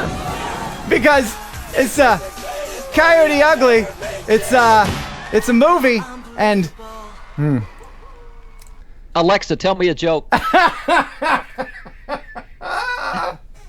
Is it too old of a movie reference? Geeks Vana, 5 pounds. Woo! Let's pound it. Thank you, Geeks Vana. Much appreciated. And Grumpy Vlogger for being such a nice guy. And thanks to your benefactor. Absolutely. Thank you. $10 super chat from Mr. Grumps. So I guess we'll share the Duluth video and then we'll play 1 second song. Okay? Alrighty. All right. This is from Brian Roberge. And I used to live in Duluth. Here is his video. Says, hey, Ken, got my first drone ever, the Mavic Mini, just a couple of days before my annual trip to Duluth, Minnesota. When I got home, I heard that you lived there before, and I thought you might appreciate this short video. It's actually a trailer for my full Duluth video because that's going to take a while to finish. Make sure and watch until the end for the funny stuff. Brian. I used to live on that island right there. That's the world's largest aerial lift bridge. Doesn't it get like 40 below there? Yes, it's pretty awful, but beautiful. That brick building right there, that's where my radio station was. That's Red Rock Radio. I worked in there for 6 months. And then How did it end? Well, I moved many thousands of miles to work there. And they said, sure, come on in. And then after 6 months, they're like, well, your evaluation period is over and we don't want you. And I said, classic radio move. Yeah. And I said, evaluation period? They didn't tell me it was an evaluation period. I like, oh, wait, the funny stuff. There's the funny stuff at the end. Looks like a cool town. It is. It really is. I met a lot of great people there. What? That was awesome. Thank you. Anubis Arts, TJ Grady, thank you. $25 super chat. You should make a trip back to Syracuse for some full-time video YouTube. Absolutely. I'm going to go back to all the places where I used to live and see all my old friends. I met some great people in Duluth, Minnesota. You should do that, a video of all the places you've lived, just like a 1 minute or 2 minute clip from each town you've lived in. If there's new people watching that don't know that I worked in radio for 34 years, here's all the call letters of all the places where I worked. This is high school, and this is the last one where I worked here in this town. It's 34 years worth of radio. I've been all over the place. It's a great idea. Big Mike 01. What is that? A Canadian $10? Hey, man, thanks. $10 super chat. Hey, Ken, this is for you to give a shout out to Jimmy J. Jimmy J. What? And John Dab.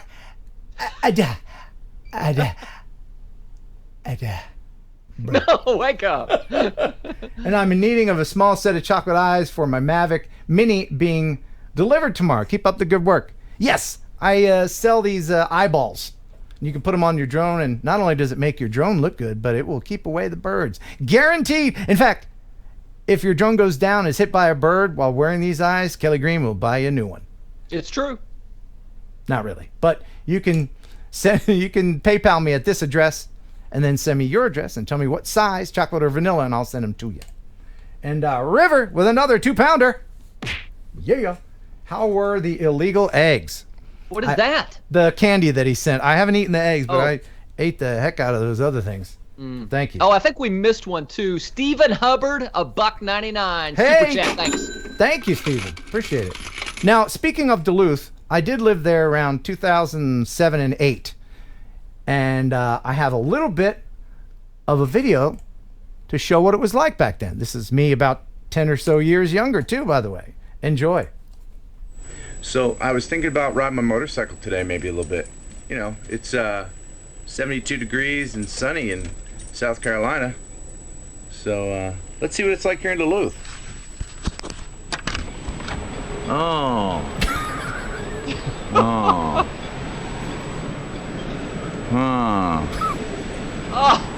Hey, there's my car. There's Kim's car. Yeah, I don't know. It may not be a good day for that.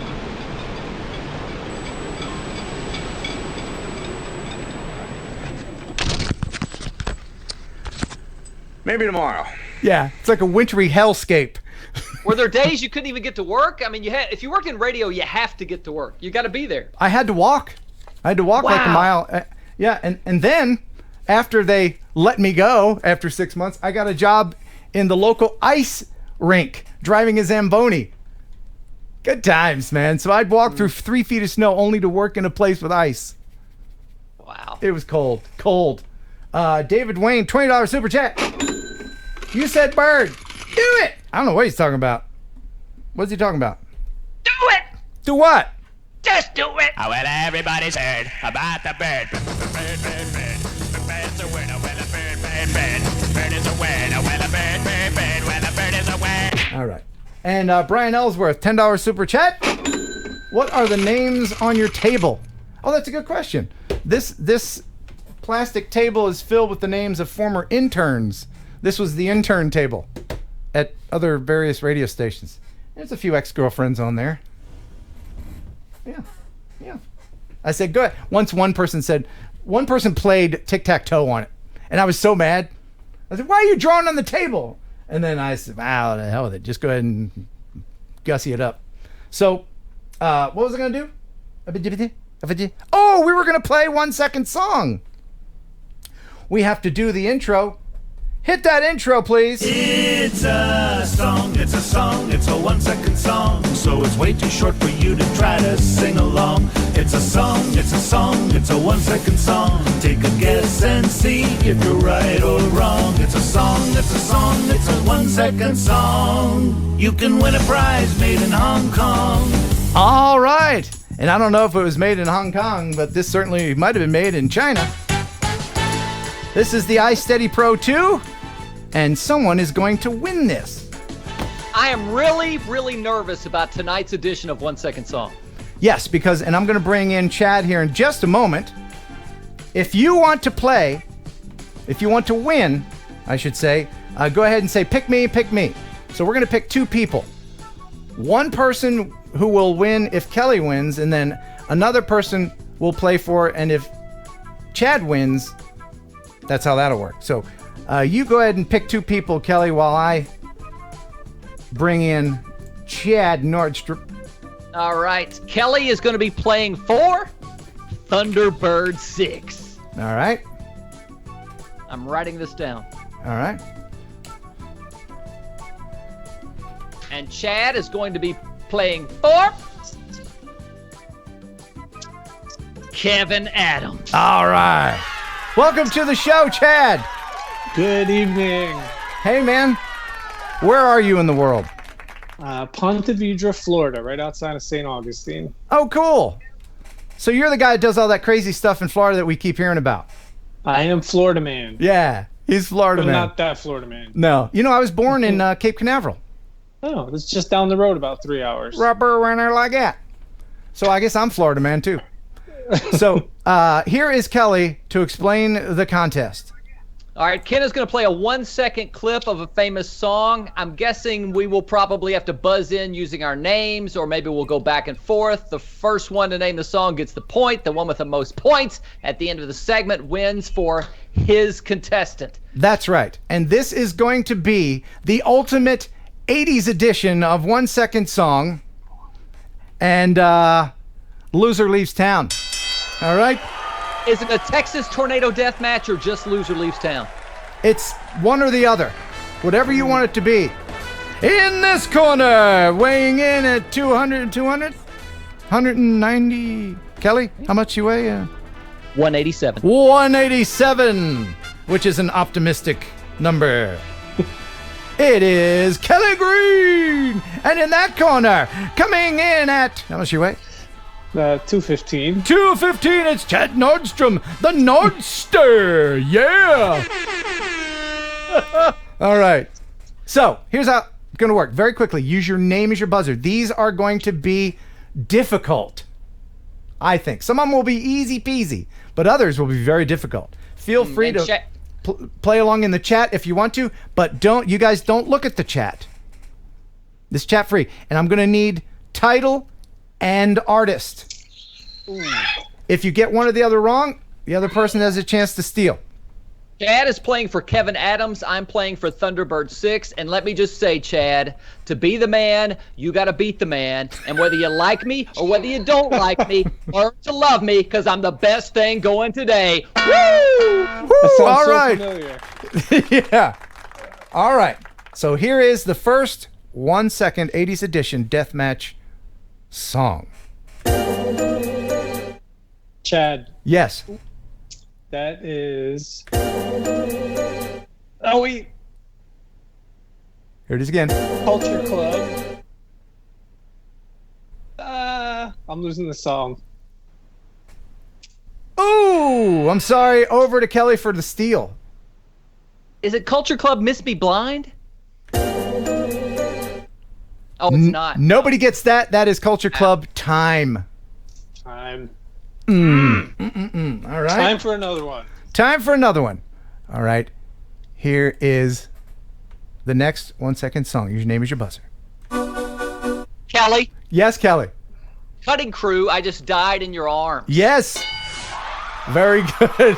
Chad looked like he wanted to get that one. You knew that one, right, Chad? I've been up since 4 a.m. Oh, excuse. I don't Okay. excuse what result? My reaction time is slow. All right, here we go. Here's the next one. Kelly? Yes. Hall and Oates Man-Eater? Yes. Now I know they're going kind of fast, but feel free to play along in the chat. What's the score so far? Kelly's up 2-0. All right. Here's your next one. 80s edition 1 second song. Chad. Yes, Chad. Life in a Northern Town. Halfsies again. Oh, no. Oh, Chad. Oh, Chad. Kelly for the steal. Life in a Northern Town by the Dream Academy. Yes. Hey, la na na yeah yeah yeah yeah. You gonna sing that one later? No. And I picked this one Not to give any hints, but there's a fascinating story. You ready?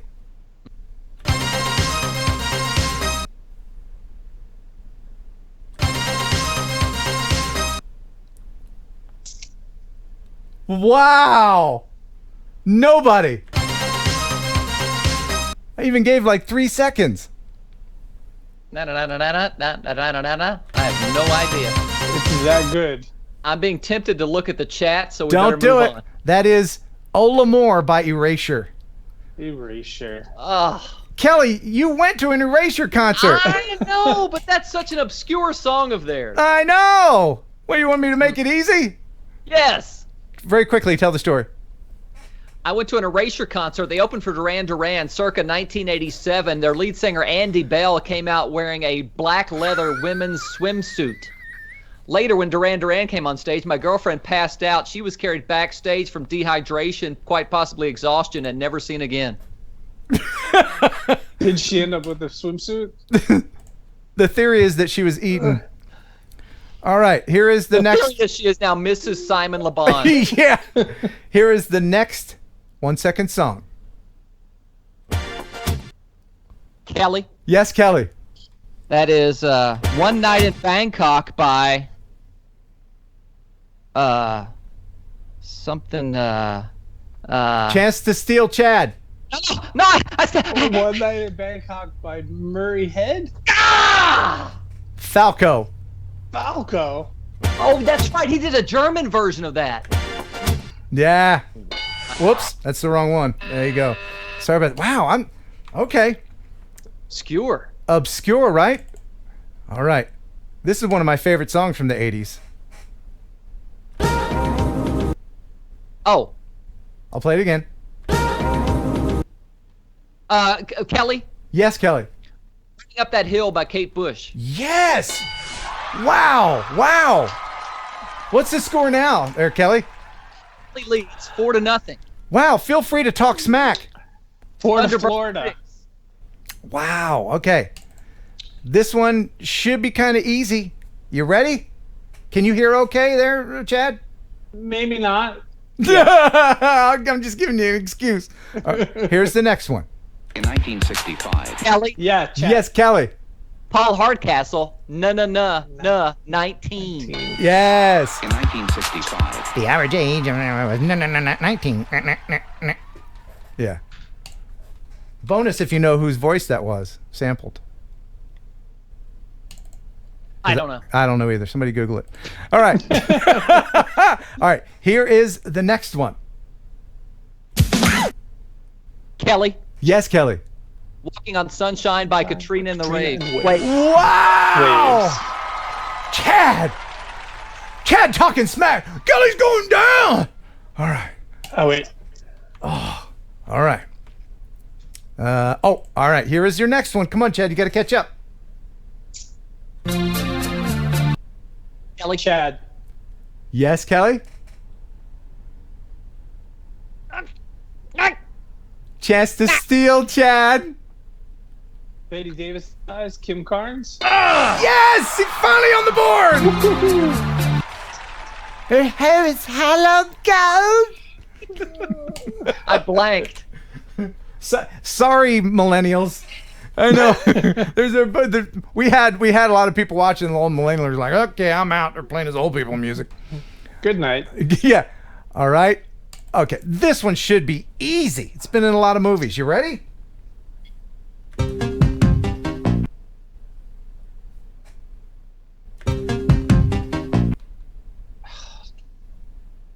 Title and artist. I don't know it. I'm out. Can I give you a hint? Yes. New York, Hollywood, and the Sunset Strip. Kelly. Yes, Kelly. Huey Lewis and the News, The Heart of Rock and Roll. Yeah! Oh, man. That was a tough little clip. That was a tough part of the song. I have some other tough ones. Now, this one, I think our 80s are different. My 80s and Kelly's 80s were a little different, but he was more skinny tie. I think, this might have been like 1979 even. One of my favorite groups. Don't know if you'll get this, but here it is.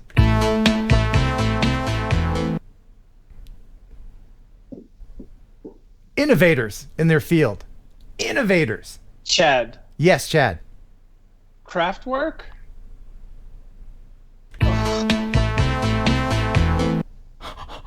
Kelly. Oh, no. Yes, Kelly. Craftwork Tour de France. No. Back over to Chad. I don't remember the song title. The model. Ah! She's the model and she's looking good. I don't get halvesies. No, I can't do it. Fair enough. All right. So here's the next 1 second song. People in the chat are like, they're all like losing their minds. Yeah, yeah, yeah. All right, here you go.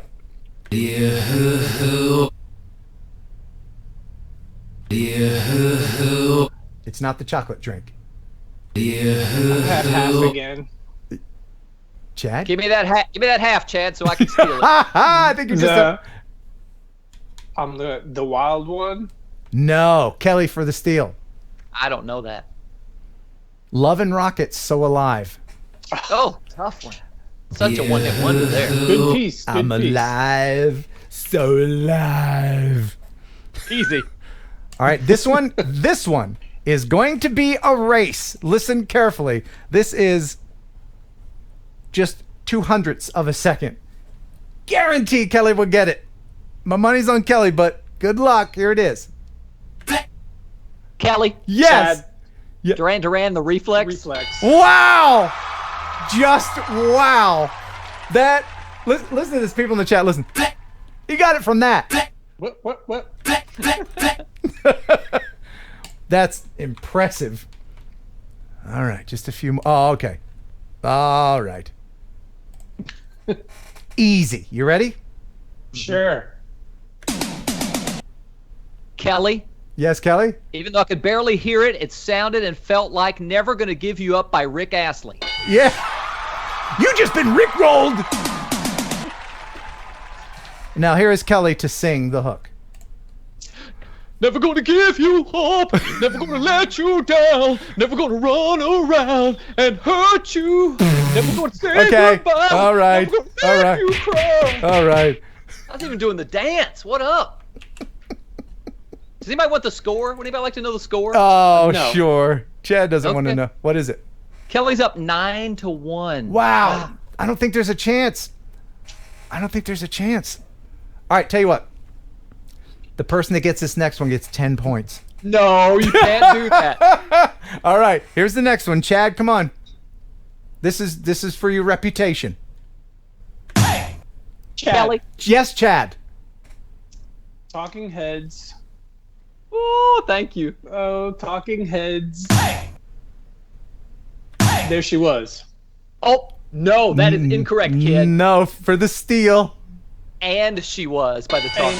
Yes. Oh, I'm sorry to be a stickler on that. Fair enough. All right. Liam says 500 people just got rickrolled. Okay. This one, I don't know if it was kind of a hit. It was a club hit for sure. Might have got some radio play towards the end of the 80s.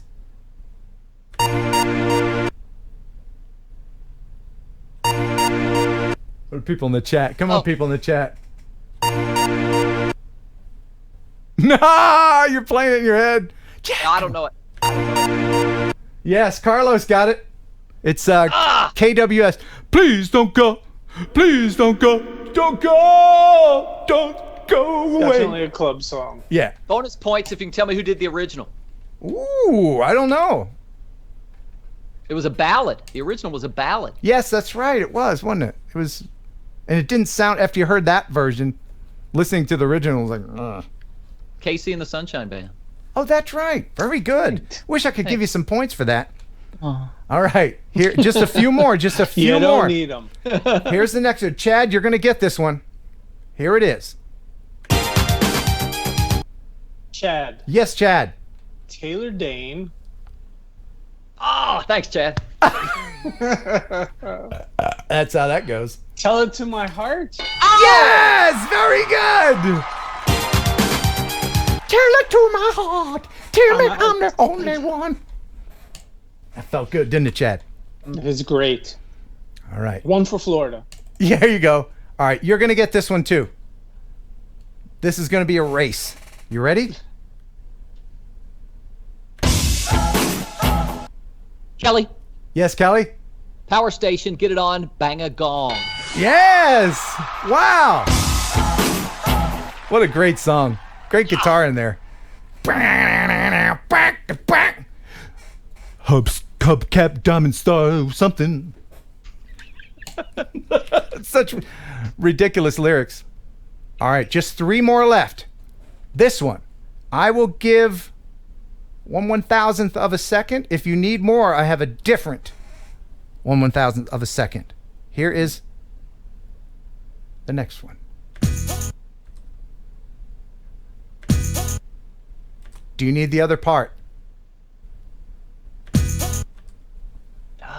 I can give you the other part, and it'll be a race. You ready? Yep. I'm Kelly. Chad. Yes, Kelly. Right, said Fred. I'm too sexy. Yes. Everybody got that. Geeks Vana got it. All right. We're coming down to the wire here. The score is 12-2. Oh, how embarrassing. I'm winning? You are Yeah. 12-2. All right, perfect. All right. We're going to get a little hairy. So I'm going to give you, this is not skinny tie. This is 80s hair. Okay? I'm going to give you a little bit more than 1 second. Can't you see it in my eyes? Can't you see it in my eyes? Kelly. Yes, Kelly? White Lion and Wait. No, but isn't every song like that just White Line and Wait? A chance to steal, Chad. I got nothing. All right, I'm gonna give the title. If you know the artist, use your name, okay? The title of the song is Carrie. Kelly. Yes, Kelly. Europe. Yeah. Carrie, Carrie. You know, and then they, because you know all those hair bands are like, yeah, we can rock, but we're also sensitive. Couple skate songs. Yeah, that's it. Yes, yes. The couple skate for sure. All right, 2 more, and that's it. You ready? Yes. Here we go. Oh, Chad. Yes, Chad. Berlin, riding on the metro. Ooh. Ooh. I think it's Nana 99 Luftballons. No. I can give you a different part of it. You ready? So we're both back in? Both back in. Chad. Yes, Chad. Kim Wilde, Kids in America. Yes, he pulled that one out. Very good. Good job. Tough one. That was tough. Robert Green says, wind in your hair, couples skate. Yeah. Couples only. I love that song, by the way. Yeah. Bonus points if you know who did the original of that. Oh, who? Oh, we're the kids in America. I don't know. Souls. Who? Wow. Some Valley Girl music. 7 points for Chad on that one. Yeah. So where are we right now? He gets 7 points. That makes it 13-10. My lead. Okay. By my math, that means I'm winning. Okay. 13-10. This next one is for 4 points. You can't do this to me. I just did. I just did. And this is going to be a race to your name because I know you both know it. You ready? Last one. Here it is. For the win. Kelly. Oh, man. I think Kelly, yes. Tears for Fears. Everybody wants to rule the world. Yes. Man, that was fun. That was awesome. Thank you very much. And who is the winner out there in Chatland? Thunderbird 6. Very good. Thunderbird 6. Congratulations. You got this iSteady Pro 2. It keeps your camera steady and farts. Just a fun little thing. Chad, do you like that song, the last song, do you? Yeah. Do you? Well, I was thinking I kind of like that song too. Let me get a little bit of this here. I stayed up late for this. Oh, I'm gonna sing to you. All 80s songs. need a lot of reverb. Sing along if you know the lyrics. I'll sing it all weird like them. Welcome to your life. There's no turning back. Even while we sleep, we will find you acting on your best behavior. Turn your back on Mother Nature. Everybody wants to rule the world.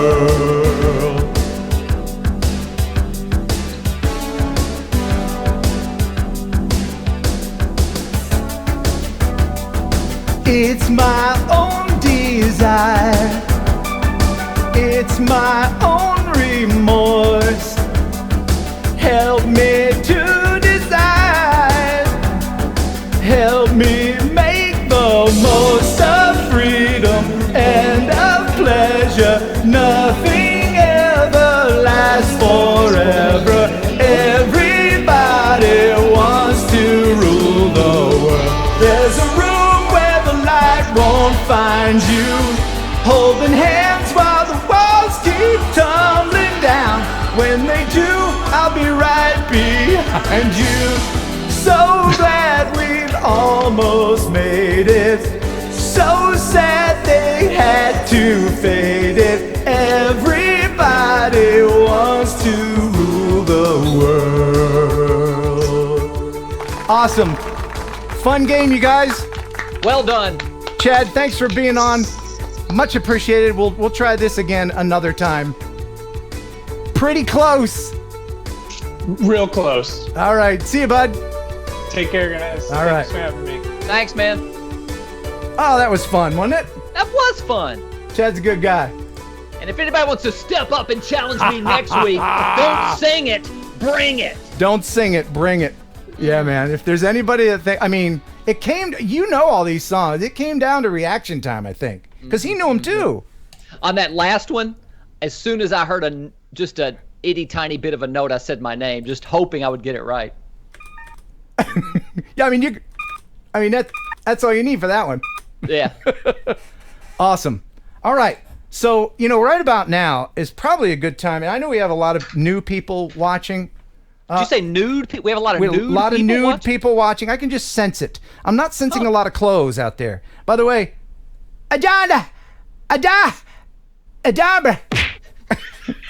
2-pounder. Thanks for a most wonderful show. Respect. Woo woo. So I got a few more videos. The viewer video of the week coming up, where someone is going to win some filters from Freewell. And guess what? They have ND filters for the Mavic Mini now available. So if you have a Mavic Mini, you can win those. Oh yes. So we have a lot of nude people watching, and I might lose you here, but right now is generally about the 7th inning stretch, and the way we stretch is we head into the Raz chamber. Let's go ahead and just head on in there. Just us. There you go. Welcome everyone to the Raz. It's a wonderful little place where nothing can ever go wrong. All of your taxes are paid. Yes, and all your alimony is paid, and that wart went away, and that weird smell disappeared. Yes, it's just a wonderful place. Yes, Kelly? Have you noticed there's never any rednecks in the Raz? There never is. I don't know why that is. Well, little known fact, it's the rednecks that maintain the Raz. So thanks, hats off to the rednecks for keeping it clean. They they sift out all of the leaves. Sometimes there's leaves and stuff that get in the Raz, and like a dead rat or something. They fish those out.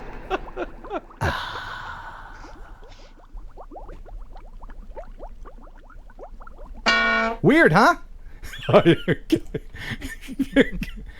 Yes, we do. Yes, we do, by golly. Anyway, that's the Raz. So, what else am I forgetting? Robert Green, $1.99 super chat. I'm gonna steal that audio from an ex drone video, he says. Oh, cool. Thank you so much for doing that. And Quentin Thompson, $5 super chat. He said, Happy New Year, Ken. Rule YouTube, Ken. Thanks. Chad Nordstrom, $4.99. He paid us to be on the show. Had a blast. Y'all are fabulous. Aw, thanks, man. So, I wanted to let everybody know that our buddy Kelly at Ready Set Drone, he's going to have his First Friday show tomorrow. His live stream starts at 7 p.m. tomorrow, January 3rd. So he's starting that up. He told me that he's going to start doing a lot more live stuff. So check him out. There's a link in the description, I think. Yeah. Ready, Set, Drone, First Friday, live stream tomorrow. I'll be watching. And we have to thank one of our sponsors, LoomCube. Where's the sign? Where's that sign? I got to get the banner.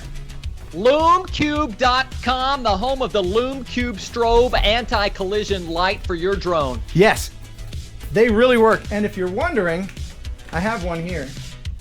I have two that are stuck together. Oh, there we go. These are very light, and they will go on top of your Mavic Mini, no problem. And this is required if you're going to fly at night legally. Even if you're a hobbyist, you need one of these on your drone. It's visible for 3 statute miles, and you can get it at loomcube.com. Let's see what they have on their website, shall we? They got a lot of great deals over there all the time. Can we still get the TNL discount from LoomCube? Yes. And the code for that is TNL10. You get 10% off everything on the site. They still have some of their holiday deals going on. I'm going to just click on the drone stuff. Here, those are all the great deals, all kinds of lighting solutions for your drone and beyond. So thank you for supporting the show. We love you, LoomCube. Mean it. Now, I want to get back to the videos because I've got quite a few. And the viewer video of the week this week is pretty intense. Pretty awesome. Is it better than that ravenous coyote? Nothing can be better than that. So Kelly, when I say, I'm going to say 2 words and you say the first thing that pops into your head, okay? Radio Shack. Remote controlled cars. Right? Because I mean, that was the place to get them when you were a kid. That was the toy. I dreamed of that toy forever, and finally I got one for Christmas when I was about 9. Yep. And words like Tandy mean something to us, people over 40, I'd say. Well, Richard Eccles sent me an email. He says, hey, Ken, I thought I would share this with you. The Radio Shack store near me in Lytham, St. Anne's, UK, closed down the other week. The store had been there for over 20 years, and he sent this picture of it. It was the last Radio Shack left in the UK. He says, I know. No wonder it closed. They didn't have a sign up. Well, that's funny you should say that. He says, I was able to purchase the storefront sign for $40. He bought the sign. Yeah. Wow. To preserve some history of what could possibly be the last Radio Shack in the UK. It measures 6 meters long, and he was nice enough to figure out for us Americans that's 19 and a half feet. And it had been on the building since it opened. Thanks, Richard Eccles. Thank you very much for sharing that. You know, I actually had a Radio Shack experience. It was the last store that I went into before my horrible wreck in 2017, right after Christmas. You got video? What happened there? I had my wreck and broke my back. You remember? Oh, I mean, what happened at Radio Shack? Oh, well, I had filled up. There's a gas station next door, and I filled up with gas. And then I went into the Radio Shack. I was incredulous. I couldn't believe there was an open Radio Shack. So I was coming back this year. I just happened to go to the same gas station. Didn't plan at all. I turned around, and there's my Radio Shack. And I got this little, yep, still open. Here's the video for you. So, 2 Christmases ago, almost to the day, this happened. Ooh, and then poor little Henry went flying. Broke my back in 2 places. But right before that, this happened. And I found one of the few Radio Shacks that are still open. It's open. Yeah, and look what I found. It's open. My name is Ken Heron, And 2 years ago, almost to the day, I was in this very store. All right. And less than an hour after I left the store, I was rear-ended by a drunk driver. Oh, man. And put in the hospital with a broken back, and I was in a coma. And I just happened to be driving back the same way, and I thought, is that the same? Yes, it is the same Radio Shack. Oh my! Well, you deserve a double handshake for that one, my Thanks, friend. man. I appreciate it. Good golly! Yeah, Oh man, what a! I'm all right else. now, but yeah, and I came through here. I looked around because I couldn't believe there was a Radio Shack open. Well, we're condensing 2 stores. Basically, I'm keeping all the legacy products. I took over about 2 years ago, so I'm not sure if I was the same person. Here There was or a not. woman there before, and this is what's your name? Debbie. It's Debbie. So anyway, Wow! What a story! yeah, I mean, right after Christmas. Oh man, Merry Christmas to you! Thanks. Anyway, so the Radio Shack is still open. Yes, a little disheveled right now because we're combining 2 stores. Have the Strasburg and this one we're kind of pushing together, and I'm a little bit overwhelmed, but still all the legacy stuff you come to expect. You got candy? Well, I have a What do you got? What do you got from the old days? You got batteries? Commodore 64. Look at this! Can you actually buy a 5 1/4 floppy? No, I brought those from my own home. Oh, this is like a little museum A little then. museum I set up. Oh my goodness, look at this Wow. stuff. Look at that. Wow. Hey kids, you know what that is? Oh wow. Radio Shack. See? You come in here and there's stuff on the wall and you can just buy it. You don't have to go online. Everything you ever need to solder with, it's all here. You need some kind of wire hookup? You remember? All Radio Shacks just had walls of this stuff. And you could go, hey, do I need this? That's the one. Well, I gotta tell you, like I wasn't in too good of a mood when it started out today, but just that you remembered it, that means a lot, man. I'm glad to see you. Thank you very much for remaining open. Well, and, it's been and a challenge. Yeah. I mean, it's definitely, it's my life. I mean, I was going to Radio Shack since I was a little kid. Yeah, me too. You know. What's your name again? Thomas. Thomas? Grab a card. Grab a card. Yeah, give me a card. That's a real neat, like I said, man, I can't wait to tell everybody this one. Wasn't that cool? That's amazing. I had never seen that video of your crash, and you can actually see Henry come and hit the windshield. I've never seen that before. You never saw my car crash? No, not that part of it. Yeah, and it doesn't look that hard from that video, but the whole butt end of my car crushed in about 3 feet. It accordioned it. And it was my drone case that was in the back seat that pushed in the driver's seat and broke my back. I still have that Henry case. was fine. Henry was fine. A lot of people are asking, was the Henry okay? Yeah. I was in a coma. I was out. I woke up in the MRI, and I was like, where's my dog? And Henry actually drove you to the hospital, didn't he? He did? Yeah. I took a helicopter ride. Did you really? I was in didn't know that. Oh yeah, I was in a medevac or whatever. Guess how much the bill was? Ooh, I'm gonna go $120,000. Close. $18,700. Wow, cheaper than I thought. And people from other countries are like, what? Yeah, that's how it works over here. Yeah.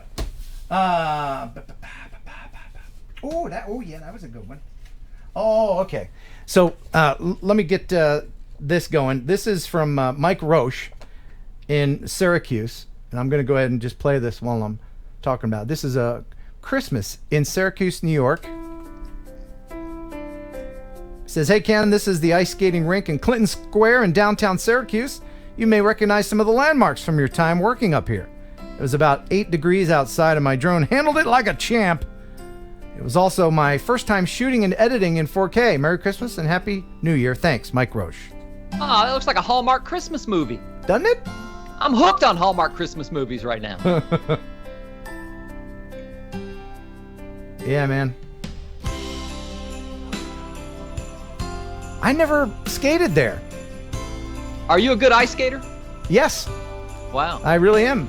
I can also snow ski. But I drove a Zamboni for years. So, yeah, I can skate. Man, that's beautiful right there. That's in Syracuse? Yeah. Nice. I miss Syracuse. How long did you live there? 3 years. It's the one and only time I ever bought a house. Wow. Yeah. Yeah, that's a long story. If you work in radio, it's a rare thing to be able to buy a house. Is this show going long? It's going long, isn't it? It's almost midnight. What time? Usually shut it down at midnight. Oh no! All right, I'm gonna save some of these till next week. Okay. Okay, because yeah, it is kind of going long. Is there anybody in the chat that has been watching since the beginning? Just let me know in the chat. I wanted to, oh! Before I forget, thanks to everybody who met up in Ocean City for what we're calling Spin Up East. About 20 or so, almost 30 people came to visit me the day after Christmas up in Ocean City, New Jersey, and I have That's a big crowd. Yeah, I saw that. Yeah, it was pretty fun. This is some video of a still. This is a 360 image of everybody, and if you spin it, what happened? What happened to the thing? What happened to the thing? Oh, there it is. Okay, so if you spin it around, you can see everyone in the group. Oh gosh! Oh my! Oh man! Hold on, I have a better version of this where you can see everybody clearly. There we go. Everybody was standing around. We're all flying drones. It was about 50 degrees, so it wasn't that cold, and so many nice people I met. And then we went over. What's that, Kelly? I was just gonna say I saw your picture on Instagram in front of Preps Pizza, and they were closed. Your all-time favorite pizza joint was shut down. Yeah, it was like one of the only stores on the boardwalk that were closed.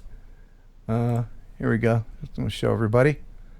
Some of us went over to Atlantic City to film. Some of those casinos, they have amazing facades on them that look like huge television screens, and we filmed some of that at night.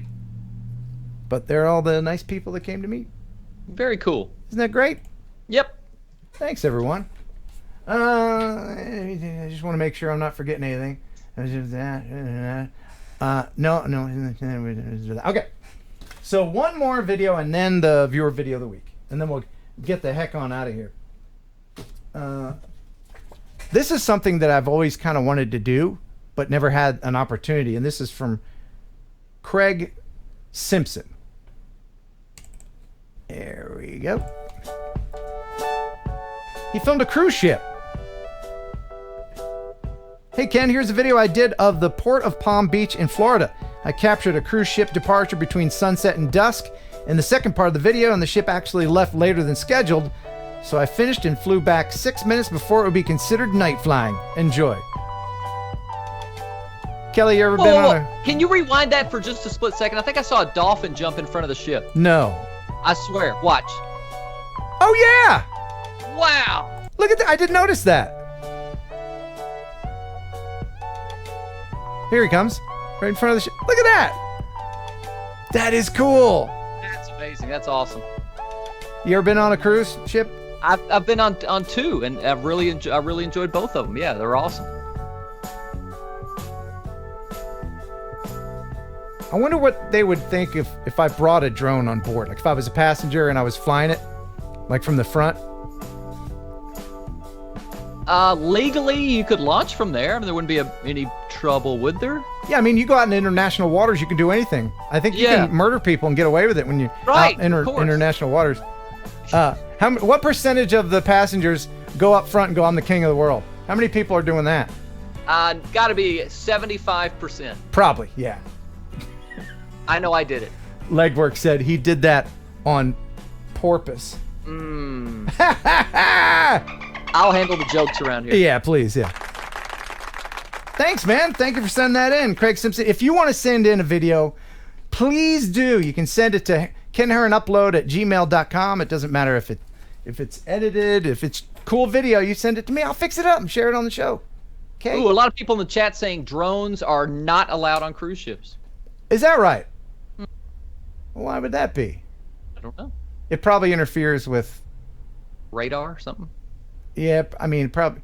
If you're a captain of a ship and one of your passengers is flying a drone around in your sight or whatever, I can see why.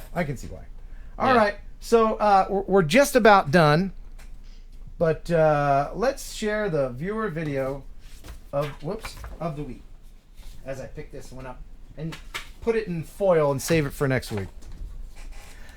This person will win Freewell filters from freewellgear.com, and you can pick whatever like camera or drone you have and they will hook you up.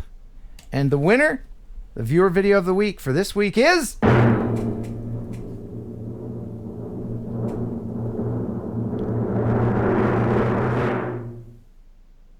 Ian from Scotland. And Ian says, hey Ken, hope you're well. Got out for a fly this weekend, but the weather wasn't great, as you'll see from the rain on the camera. I know you like it when people nearly miss stuff, so I thought I'd share this from today's outing. It all could have gone so differently. Hope you enjoy. Buh and bye, your pal from Scotland, Ian. And now very quickly, here is Kelly with a brilliant Scottish accent. Hi, Vigor. Always after me, Lucky Charm. His default is fake cartoon Irish, so my apologies to everybody. That's Scotland. Anyway, oh my God. Sorry I did that. That was my fault. That's on me. That's on me. All I got. Sorry. All right. So here it is. The viewer video of the week. This is a Scottish ruin. Pretty cool.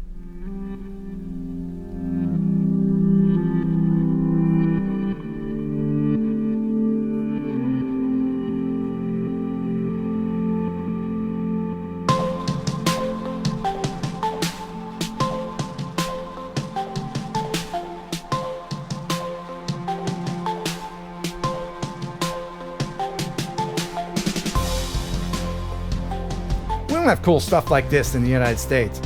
Yeah.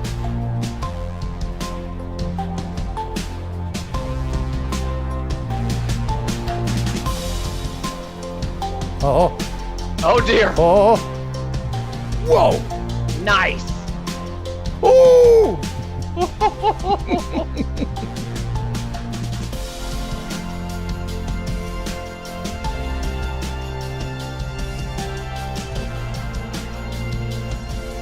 What a cool thing.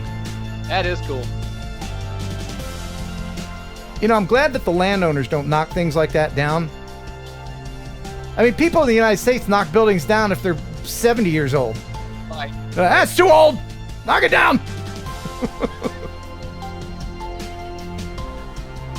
Don't do it.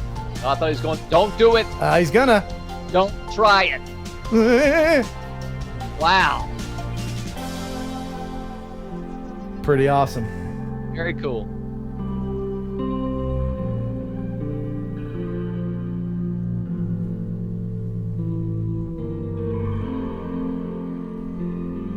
And it is raining. You can see it on the lens.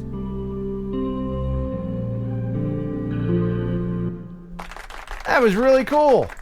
Thanks for sending that in, and congratulations, Ian from Scotland. Great job. Yeah. Somebody said something. What was it? Somebody said that's strike two, Kelly. What? On your accent.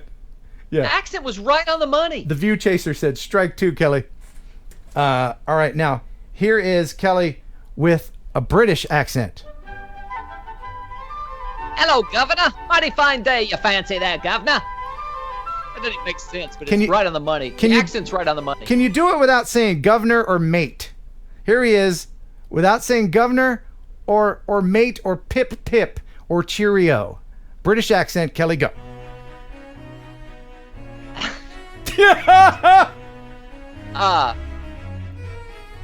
Spitspot. Get Spitspot. Mary Poppins. We were going strong. The show is great. We just nailed that.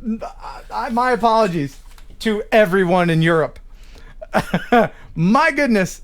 Thank you, Mel Bolland. What looks like the last 2-pounder. Super chat. Appreciate it. Old buildings here in the UK are enlisted. I guess that means protected historically. Yeah. So do we cover everything? Got it all. Okay. Now, our lovely benefactor didn't just give me 2 Mavic Minis to give away. He gave me 4. What? So I have 2 more that you guys could possibly win right here on this channel. So make sure you're subscribed and look for your chance to win coming up very, very soon. Pretty exciting, huh, Kelly? 2 more Mavic Minis? 2 more Mavic Minis. And I'm going to give them away right here on this channel. It's the Fly More Combo Pack. Awesome. Name that benefactor right now. I want to know who he or she is. I can't.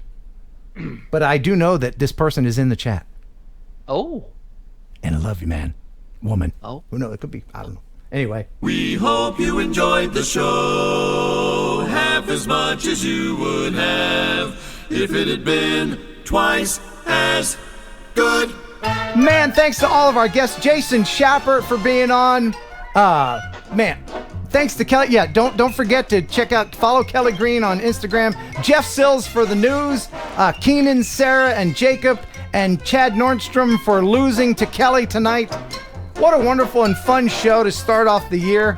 I'm full-time YouTube guy now, so look for more content coming out very soon. Thank you, Kelly, for being on. You gonna be on next week? Might be Ashley next week. Until next time, thanks for watching. Thanks for subscribing. Boo. And bye. That's it. And now I gotta. What? I don't know.